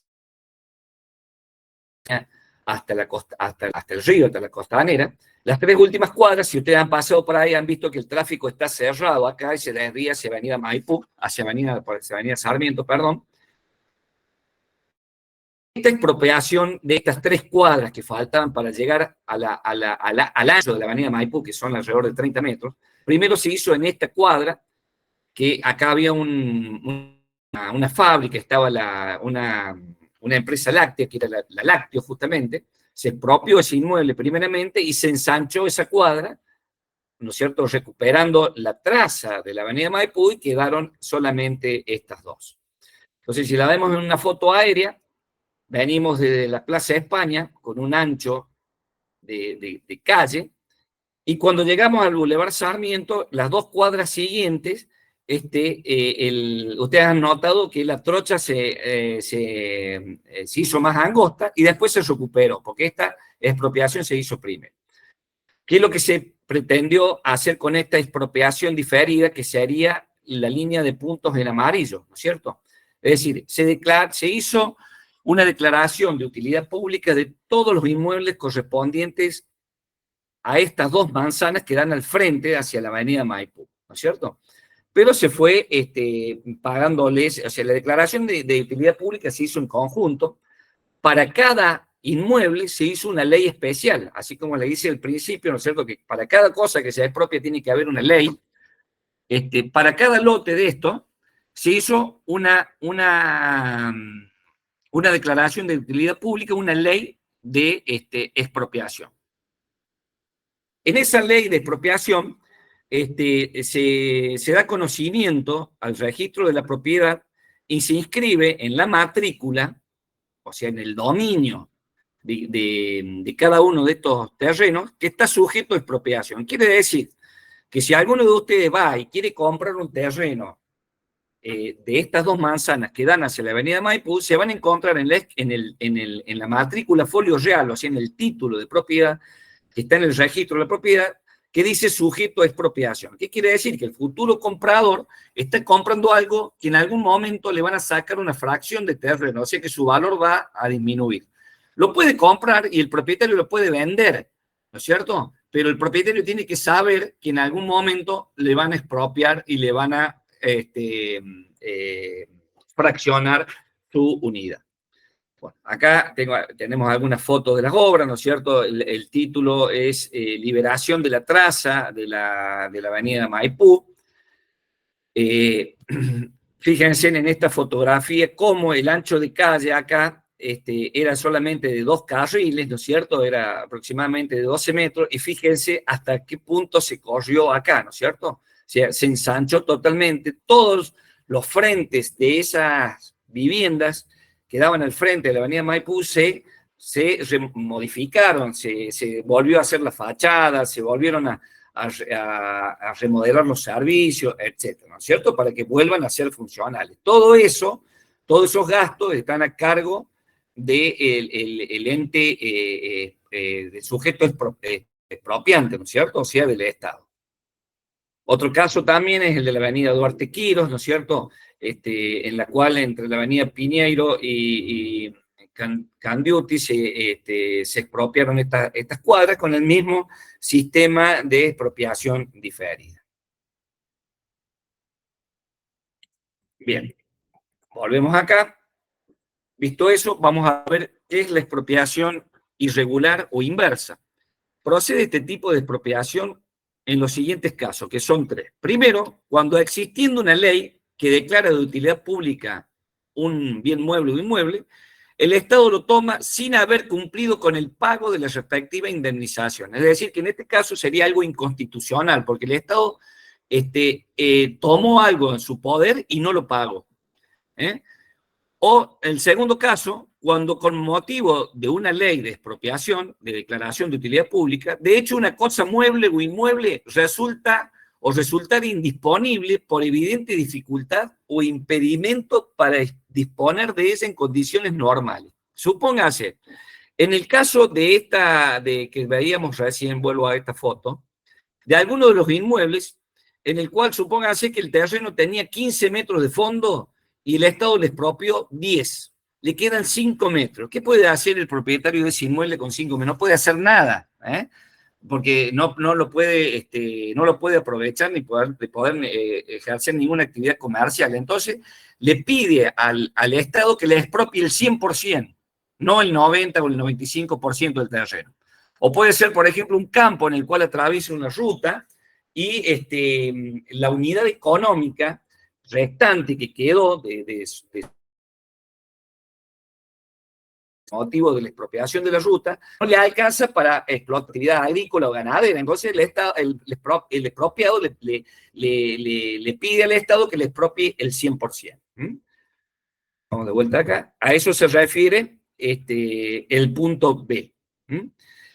Y tercero, cuando el Estado imponga al derecho del titular de un bien o cosa una indebida restricción o limitación que importen una lesión a su derecho de propiedad.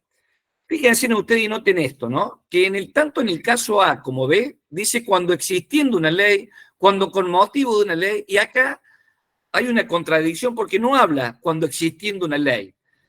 Bueno, esto ha sido motivo de diferentes discusiones a nivel legal, porque se dice que está implícita que la ley está dictada, ¿no es cierto? Pero se ha tomado como criterio, como que este caso se apunta exclusivamente a cuando el Estado tiene que tomar un bien para el caso de una ocupación temporaria, que es otra de las figuras de la expropiación, que vamos a ver enseguida, ¿sí? Profe. Sí. Para que sea una expropiación irregular, ¿se tienen que dar los 3 puntos A, B y C o con que se dé uno de esos 3? No, con que se dé uno nomás, con que se dé uno. En cualquiera de las situaciones que vos estés encuadrado, el expropiado puede hacer una expropiación irregular. El punto A, por ejemplo, ¿sería un ejemplo el que decías vos del Palacio Ferreira? Exactamente, el Palacio Ferreira es un ejemplo de eso. Es decir, por expropiación irregular, no sería ese. En ese caso, no hubo expropiación irregular porque el Estado pagó. Lo que no hubo acuerdo es en el monto. O sea, no hubo un juicio sumario solamente, pero no hubo un reclamo por no falta de pago. ¿Entienden? Bien. Gracias. Bien. Bueno, y recalcamos lo que dice acá abajo, que la acción adquiere en esta hipótesis de la irregular una dirección inusual. No le ejerce el expropiante, sino el expropiado. En esto radica su condición de irregular o inversa. Por eso se llama regular o inversa, porque es el expropiado que cuando el Estado no le pagó, o por motivo de la expropiación, el perjuicio que le ocasionó es muy grande, el expropiado actúa en contra, a través de un juicio, contra el Estado, contra el expropiante. ¿Está claro? Es decir, por eso se llama inversa. Lo mismo ocurre con la retrocesión, en definitiva, porque la retrocesión... ¿Sí? Disculpe que interrumpa. Entonces, el caso en el que el dueño del inmueble expropiado no acepte es el caso diferido, ¿no es cierto? Porque el Estado pagó, pero no se llegó a un acuerdo. No, el diferido es otra cosa. El diferido es cuando, en este caso, que tiene que hacer una avenida, ensanchar una avenida o hacer una ruta, se le va pagando a un grupo de habitantes, luego a otro grupo y así, que en ese pago puede o no estar de acuerdo con el monto, ¿me entienden?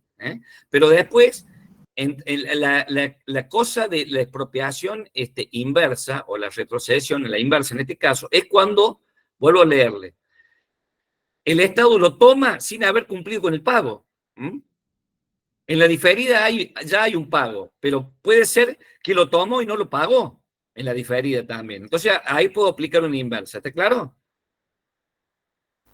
O cuando el inmueble, como le decía en ese caso, mi terreno tenía 15 metros de fondo y me expropiaron 10. ¿Qué hago yo con los otros 5? Nada, puedo poner un kiosco, nada más. Ni eso, ¿me entienden? Profe, ¿y la C es cuando la expropiación le causa un daño al propietario original, no? ¿Cuál querido? Perdón, no escuché. La C, la que está justo abajo. Sí. Bien, o sea, ahí dice, cuando el Estado imponga al derecho del titular una indebida restricción o limitación que importe una lesión a su derecho de propiedad. Bueno, por eso le decía que esto está referido a la ocupación, directamente a la ocupación temporaria. La ocupación temporaria, se los voy a dar ahora, es cuando yo ocupo algo por un tiempo determinado para una función específica del Estado y luego lo devuelvo. El Estado lo devuelve.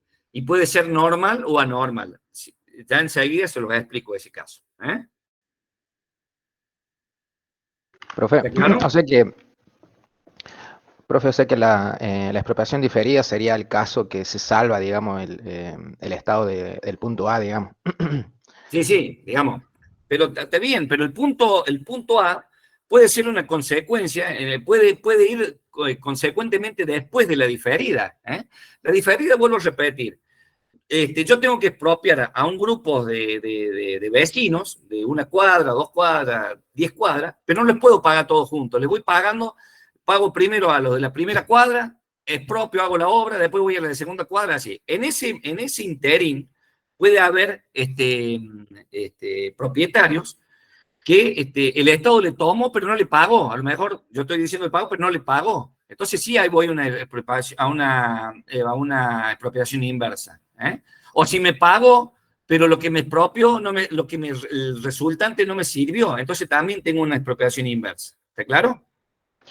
O sea que por más que la declare diferida, lo mismo, no puede tomarlo hasta que pague Hasta que pague. Y si no está de acuerdo, puedo recurrir a través de la expropiación inversa cuando esté encuadrado en alguno de estos dos casos. Claro, listo. ¿Está claro? Sí. En el caso de que, como dijo usted, si se define, bueno, el Estado define un monto a pagar, pero el expropiado no está de acuerdo con ese monto, se va a juicio. Sí. En el juicio se dijo que el Estado pone el depósito de lo que dijo que iba a pagar y después en el juicio se define si se va a pagar más o no. En este caso, esa plata que queda en el depósito, ¿va hacia el expropiado o queda ahí parada hasta que salga el juicio?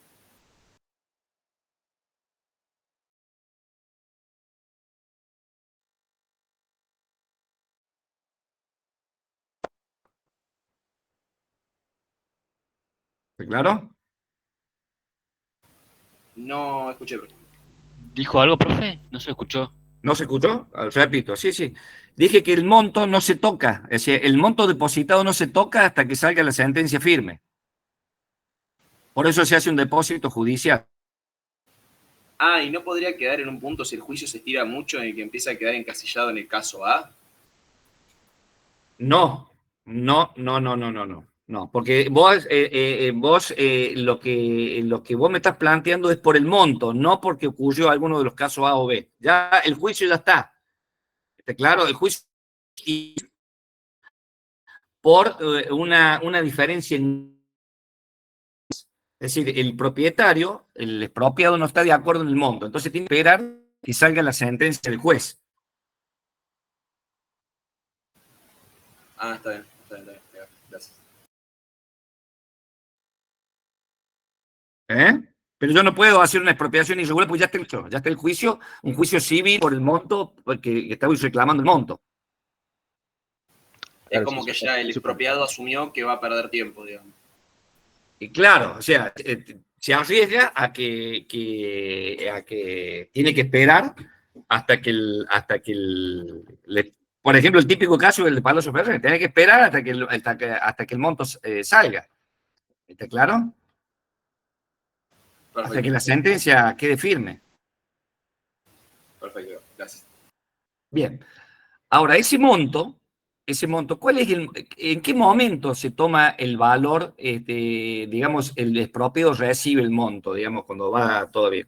¿En qué momento lo tomamos? Cuando se hizo la declaración de utilidad pública, cuando el Estado tomó posesión, porque puede haber un trecho en el cual, en nuestro país, donde hay un alto periodo inflacionario, ¿en qué momento se toma? Bueno, se toma en el momento, o sea, el valor del bien es aquel en que el Estado hace la desposesión, o sea, le saca la posesión al expropiado y la toma el Estado, a partir de ese momento, no en el momento de la declaración de utilidad pública, porque pudo haber pasado, el Estado pudo haber declarado hacer la declaración de utilidad pública hoy, 19 de agosto, y la posesión la hace el Estado de acá a 2 años, o antes de los 2 años. ¿Me entienden?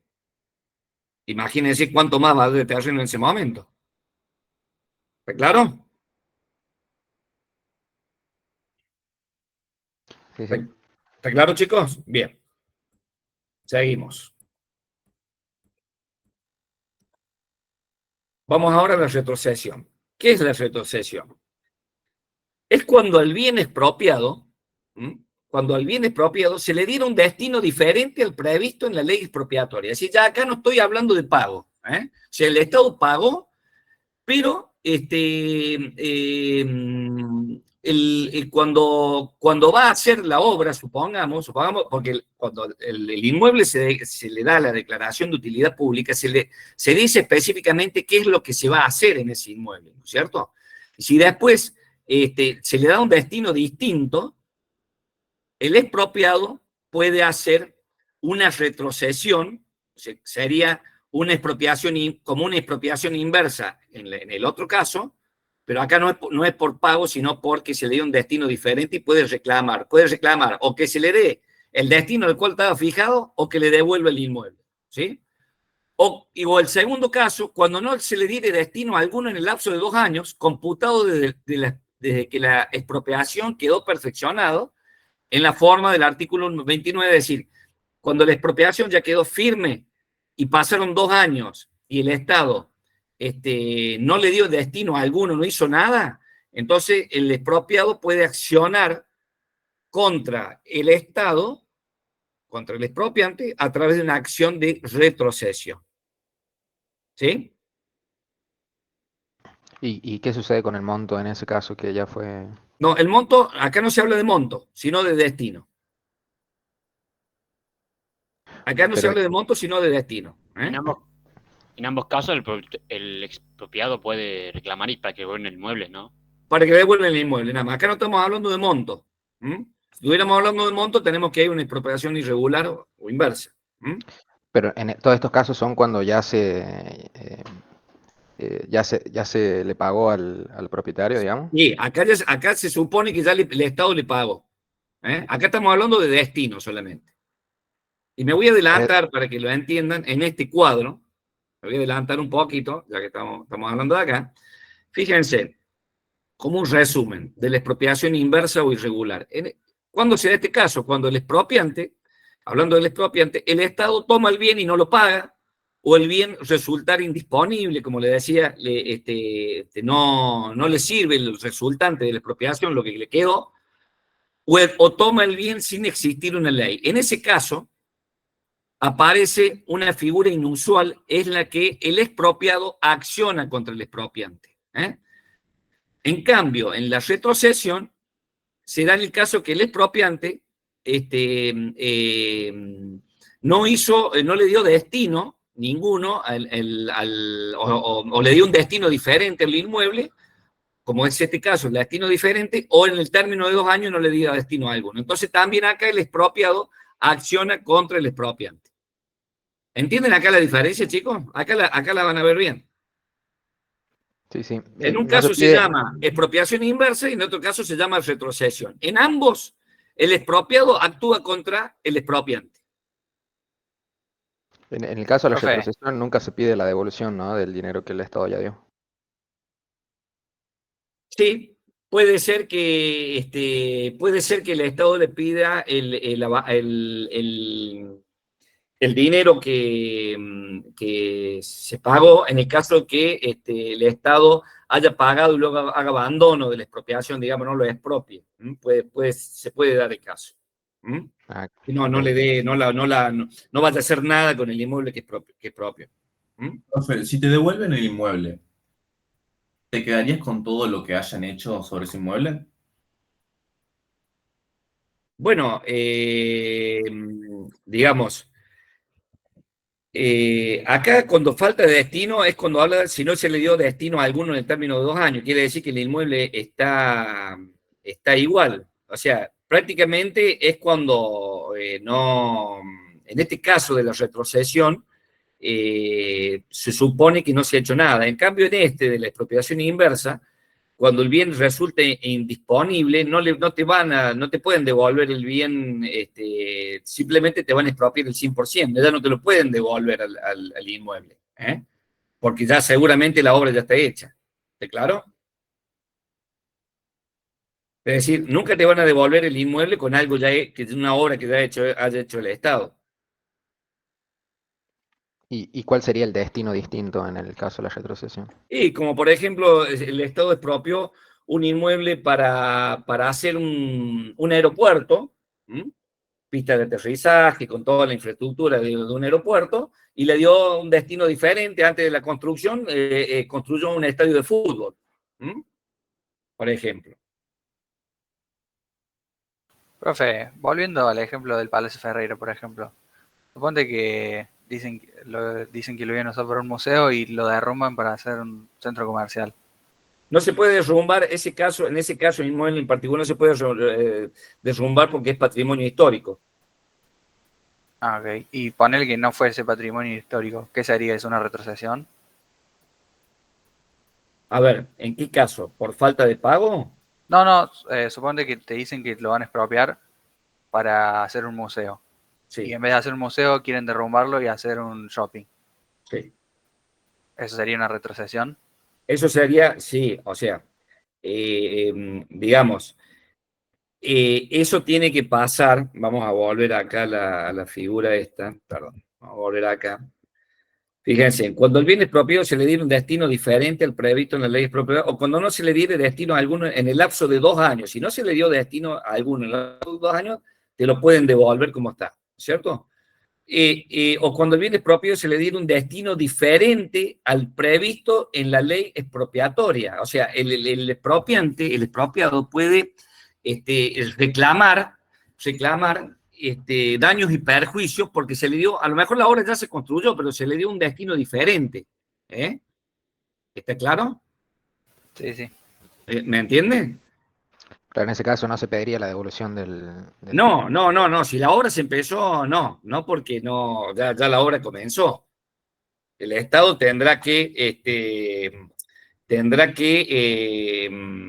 resarcir, supuestamente, digamos, no hubo ningún daño, acá solamente se le cambió el destino, o salvo que el expropiado, en el momento de comenzar la obra, sí puede accionar, y en una de esas puede haber una paralización de la obra antes de comenzar, porque, digamos, si la ley expropiatoria a mí me dice que mi inmueble está sujeto a expropiación, y ahí está la finalidad con la construcción de un aeropuerto, y yo paso y hay un cartel que dice construcción de un estadio de fútbol, un polideportivo, obviamente que inmediatamente puedo accionar y decir, no, ese no es el destino. Y bueno, ahí la justicia verá qué hace, o sea, o le cambia el destino, cambia la ley expropiatoria, le hará un resarcimiento al expropiado por daños y perjuicios, o le devolverá el inmueble. Todo eso pasa por una decisión judicial. Generalmente nunca le van a devolver el inmueble, eso es casi imposible, ¿no es cierto? Pero bueno, puede reclamar daños y perjuicios por eso. ¿Está claro? Muy buena la pregunta.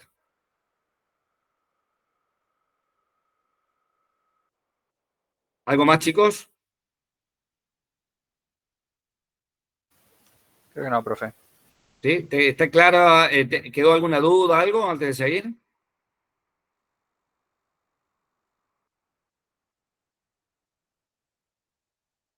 ¿Alguna No, duda, profe. chicos? ¿Alguna duda? ¿No? No, profe. Bueno, vamos a ir a la ocupación temporaria. La ocupación temporaria es cuando por razones de utilidad pública fuese necesario el uso transitorio de un bien o cosa determinados, mueble o inmueble, o de una determinada universalidad.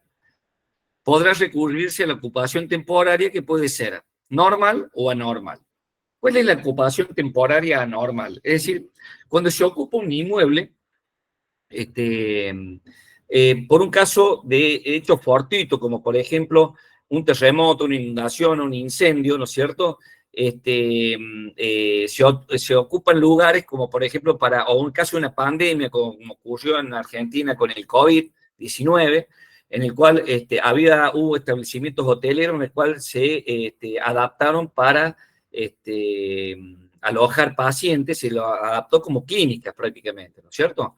Entonces, o ocupar terrenos baldíos para construir hospitales transitorios, prefabricados. Eso se llama la ocupación temporaria normal.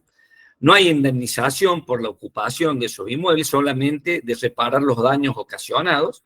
Y el plazo no tiene plazo, o sea, no hay un plazo límite en el cual puedo hacer uso de una ocupación anormal de una cosa mueble o inmueble. En cambio, la anormal sí hay una indemnización. No puede darse destino distinto al previsto en la ley, es decir, si el destino fue para tal cosa, se tiene que cumplir para tal, y no puede superar los 2 años, o sea, al término de los 2 años, el Estado lo tiene que devolver al expropiado. Y si no lo devuelve, se recurre a una expropiación irregular. ¿Cuál sería ese? Por ejemplo, en el caso de la construcción de una autopista, generalmente las empresas necesitan un espacio para... Cambio de puntero.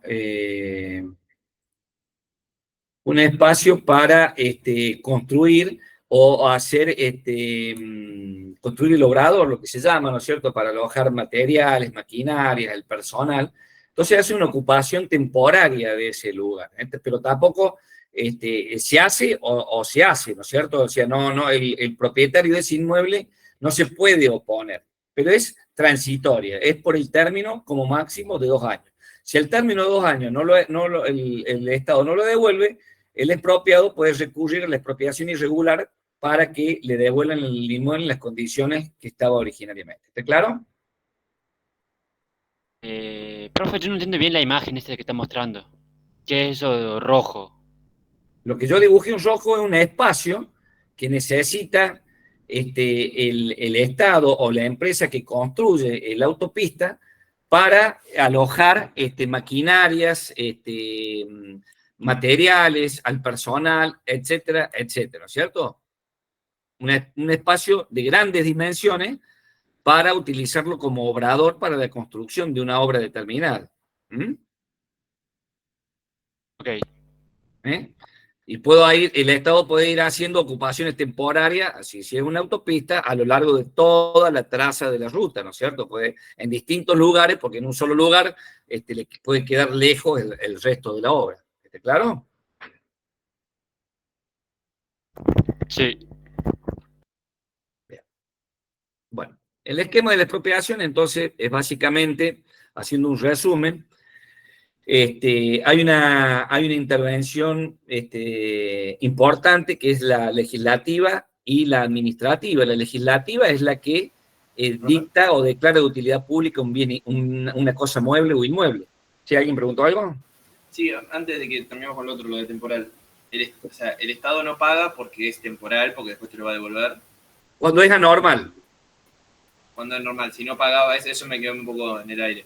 O sea cuando es anormal porque ha ocurrido un hecho de la naturaleza como un terremoto, una inundación, una pandemia. Entonces ocupa, sin dictar ninguna ley, un inmueble determinado por un tiempo ilimitado para hasta que pueda acomodar nuevamente las cosas, ¿me entiendes? Bien, y ahí no paga. Ahí no paga, no hay indemnización, solamente el Estado tiene que devolver lo que expropió en las mismas condiciones que la tomó. En cambio, en la normal sí tiene que pagar una indemnización al expropiado, que también lo fijará el tribunal de tasaciones. Pero a los 2 años lo tiene que devolver. Al término de 2 años lo tiene que devolver. ¿Está claro? Perfecto, perfecto. Ahí está. Salvo que haya un convenio entre las partes que lo pueden extender el plazo. Pero en la ley son 2 años, no puede superar los 2 años. Superados los 2 años, el expropiado acciona a través de una expropiación irregular para que le devuelva el inmueble en las condiciones que se le entregó. ¿Sí? Perfecto, profe, gracias. Bien. Entonces, hay una intervención legislativa, decíamos, como que es el Poder Legislativo a través del Congreso, si hay una expropiación bajo la ley nacional, y donde se hace una declaración de utilidad pública, ¿no es cierto?, de ese bien expropiado. Bueno, luego viene una intervención administrativa, es decir, declara la utilidad pública, el expropiante podrá adquirirlo directamente del expropiado. El expropiado podrá ofrecer al propietario, el expropiante, perdón, podrá ofrecer al expropiado los valores mínimos fijados por el Tribunal de Tasaciones. Si se trata de inmuebles o si se trata de muebles de otros organismos que intervengan, pero generalmente es el Tribunal de Tasación, ¿no es cierto? ¿Qué puede ocurrir? Le ofrece y el propietario, por avenimiento, hay acuerdo entre las partes, acepta. Si acepta, se lo recompensa con un 10% más como un incentivo para evitar, por haber evitado, para evitar la intervención judicial. Y si no acepta, ya vamos a un juicio sumario, ¿no es cierto? No hay avenimiento, el expropiante debe promover la acción judicial. La sentencia fija la indemnización y la expropiación queda perfeccionada cuando se ha operado la transferencia de dominio al expropiante, mediante sentencia firme, toma de posesión y pago de indemnización. ¿Está claro? Pero de todos modos, como les decía, el Estado no puede esperar, el expropiante hizo un depósito judicial y toma posesión para hacer la obra, pero la posesión definitiva, digamos, el traslado de dominio hacia el Estado va a ser cuando salga la sentencia firme del juez. Pero mientras tanto, el Estado continuó con la obra e hizo posesión del inmueble. ¿La entienden, chicos? Sí, profe. Bien. Bueno, con estas fotografías quiero mostrarle un poco cómo fue la figura de la expropiación, por ejemplo, en Buenos Aires, la avenida 9 de Julio, cómo se ve ahí en el año 1925. Ustedes ven acá el obelisco ya construido. Fíjense la cantidad de inmuebles y edificios en altura que ya estaban construidos, y por la ley expropiatoria, todos esos inmuebles se expropiaron, ¿no es cierto?, quedando lo que es hoy la avenida 9 de Julio con sus distintos carriles. Fíjense cómo cambió la fisonomía de la ciudad con la figura de la expropiación, ¿no? Se observan acá que son todos edificios en altura. Esa, profe, sería la primer tipo de expropiación que vimos, que fue la que iba haciendo de apartes. Bueno, acá podría haber sido una expropiación diferida, exactamente. Por la cantidad de inmuebles, seguramente porque se fue haciendo por partes, se fue haciendo por tramos la expropiación de lo que hoy ha quedado, se hacía entre cuadras, digamos, varias cuadras, y así se iba avanzando. Duró muchos años la expropiación de la avenida 9 de Julio. Este es un caso en Vicente López de un edificio que está muy cerca de la Casa de Olivos. Es un edificio que cuando estaba en construcción, la estructura de ese edificio tenía 13 niveles, y al estar cerca de la Casa de Olivos, se dice que en aquella época el presidente de la nación era el teniente general Domingo Perón, que lo habrán sentido nombrar, ¿no es cierto? Bueno, dicen que le llegó a la Casa de Olivos una fotografía tomada desde ese edificio del presidente afeitándose en el baño. Imagínense que para la seguridad de un presidente, y en esa época, más cuando el país estaba, digamos, con bastante problemas ¿Inestables? Claro, exacto, una política muy inestable. El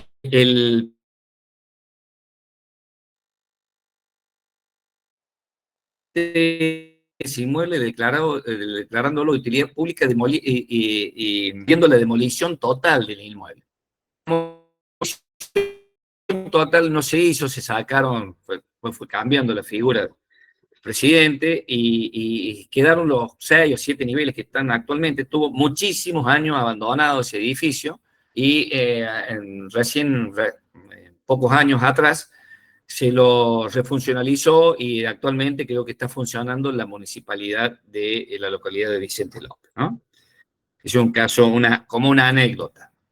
Bueno, este es el caso del Palacio Ferreira, que es el que hablábamos al principio. Y hay casos también puntuales, en el caso de la Argentina, como es el de las Aerolíneas Argentinas y de YPF. Fíjense que para cada expropiación de esto había una ley. En este caso, la ley 26.466 del 2012, para el caso YPF, la 7.041, dice: declara de utilidad pública y sujeta a expropiación las acciones de las empresas Aerolíneas Argentina, Sociedad Anónima y Austral Líneas Aéreas. O sea, son casos también importantes que han ocurrido en nuestra Argentina. Y por último, les quiero mencionar algún caso especial de expropiación, como la fábrica recuperada, que ustedes habrán sentido nombrar en algún momento. Y para entenderlo, en la expropiación, el expropiante, dijimos, es el sujeto activo y el expropiado del sujeto pasivo. Pero hay casos especiales en el cual,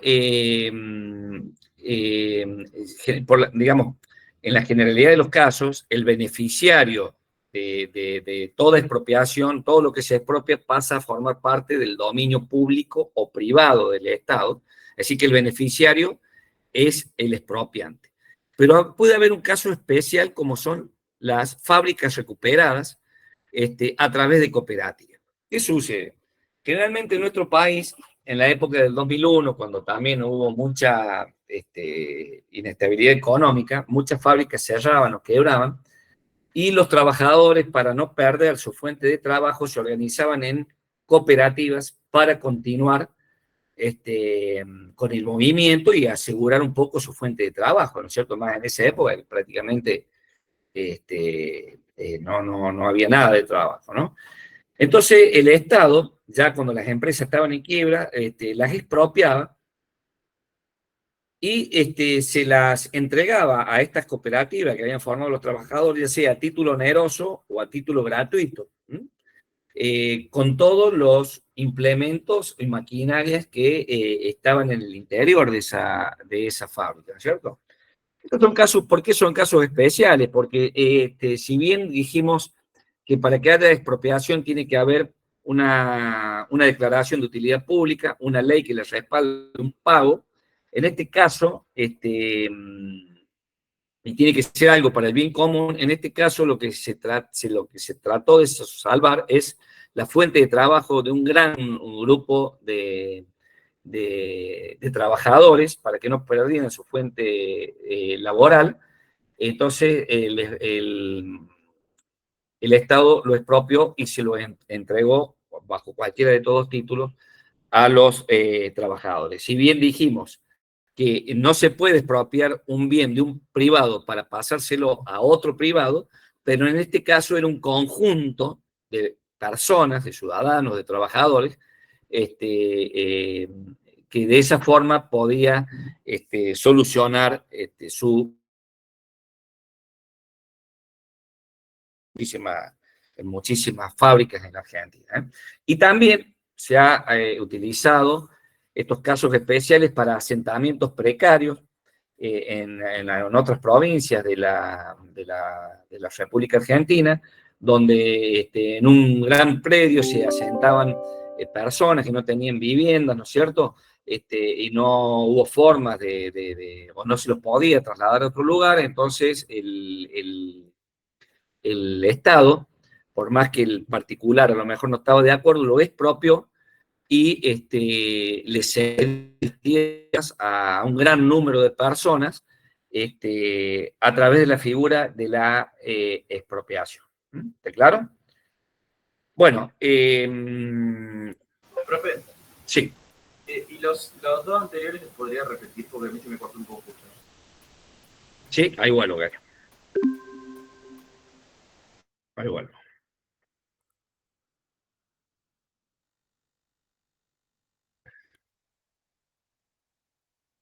Tenemos que hacer las encuestas también. Sí, bien, bien. ¿Cuáles serían los dos anteriores? Un minutito, Ana. ¿A cuál te refería las dos anteriores, Gary? El de sujeto activo y sujeto pasivo. Sí, no, digamos, esto es para mostrarle un poco los sujetos que intervienen y que el beneficiario siempre es el expropiante. El beneficiario siempre es el expropiante. Todo lo que se expropia pasa a formar parte, el dominio se traslada y pasa a formar parte del dominio público o privado del Estado. A eso se refiere. Nada más que hablo cómo mostrarle nuevamente los sujetos que intervienen. Nada. Perfecto, ahí está. Gracias. ¿Sí? Bien. Bueno,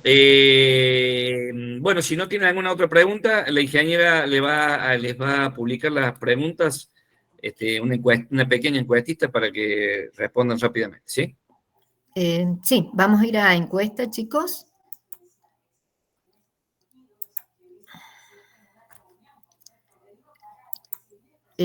Ahí va la primera encuesta. ¿La están viendo?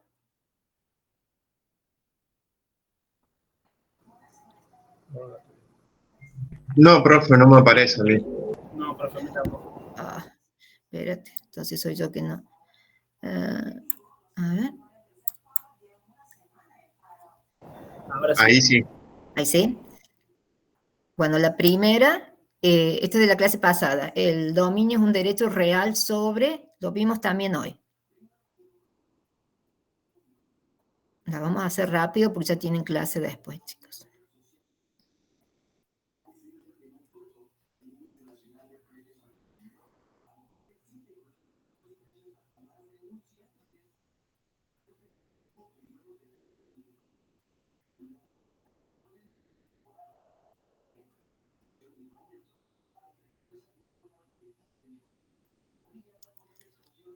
Tienen que votar todos porque es para la asistencia.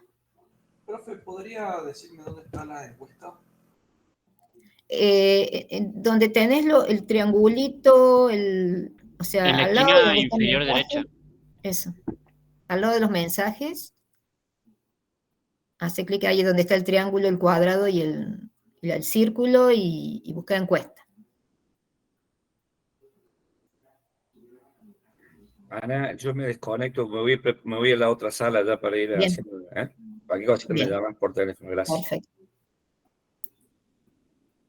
Bueno, ¿terminamos, chicos?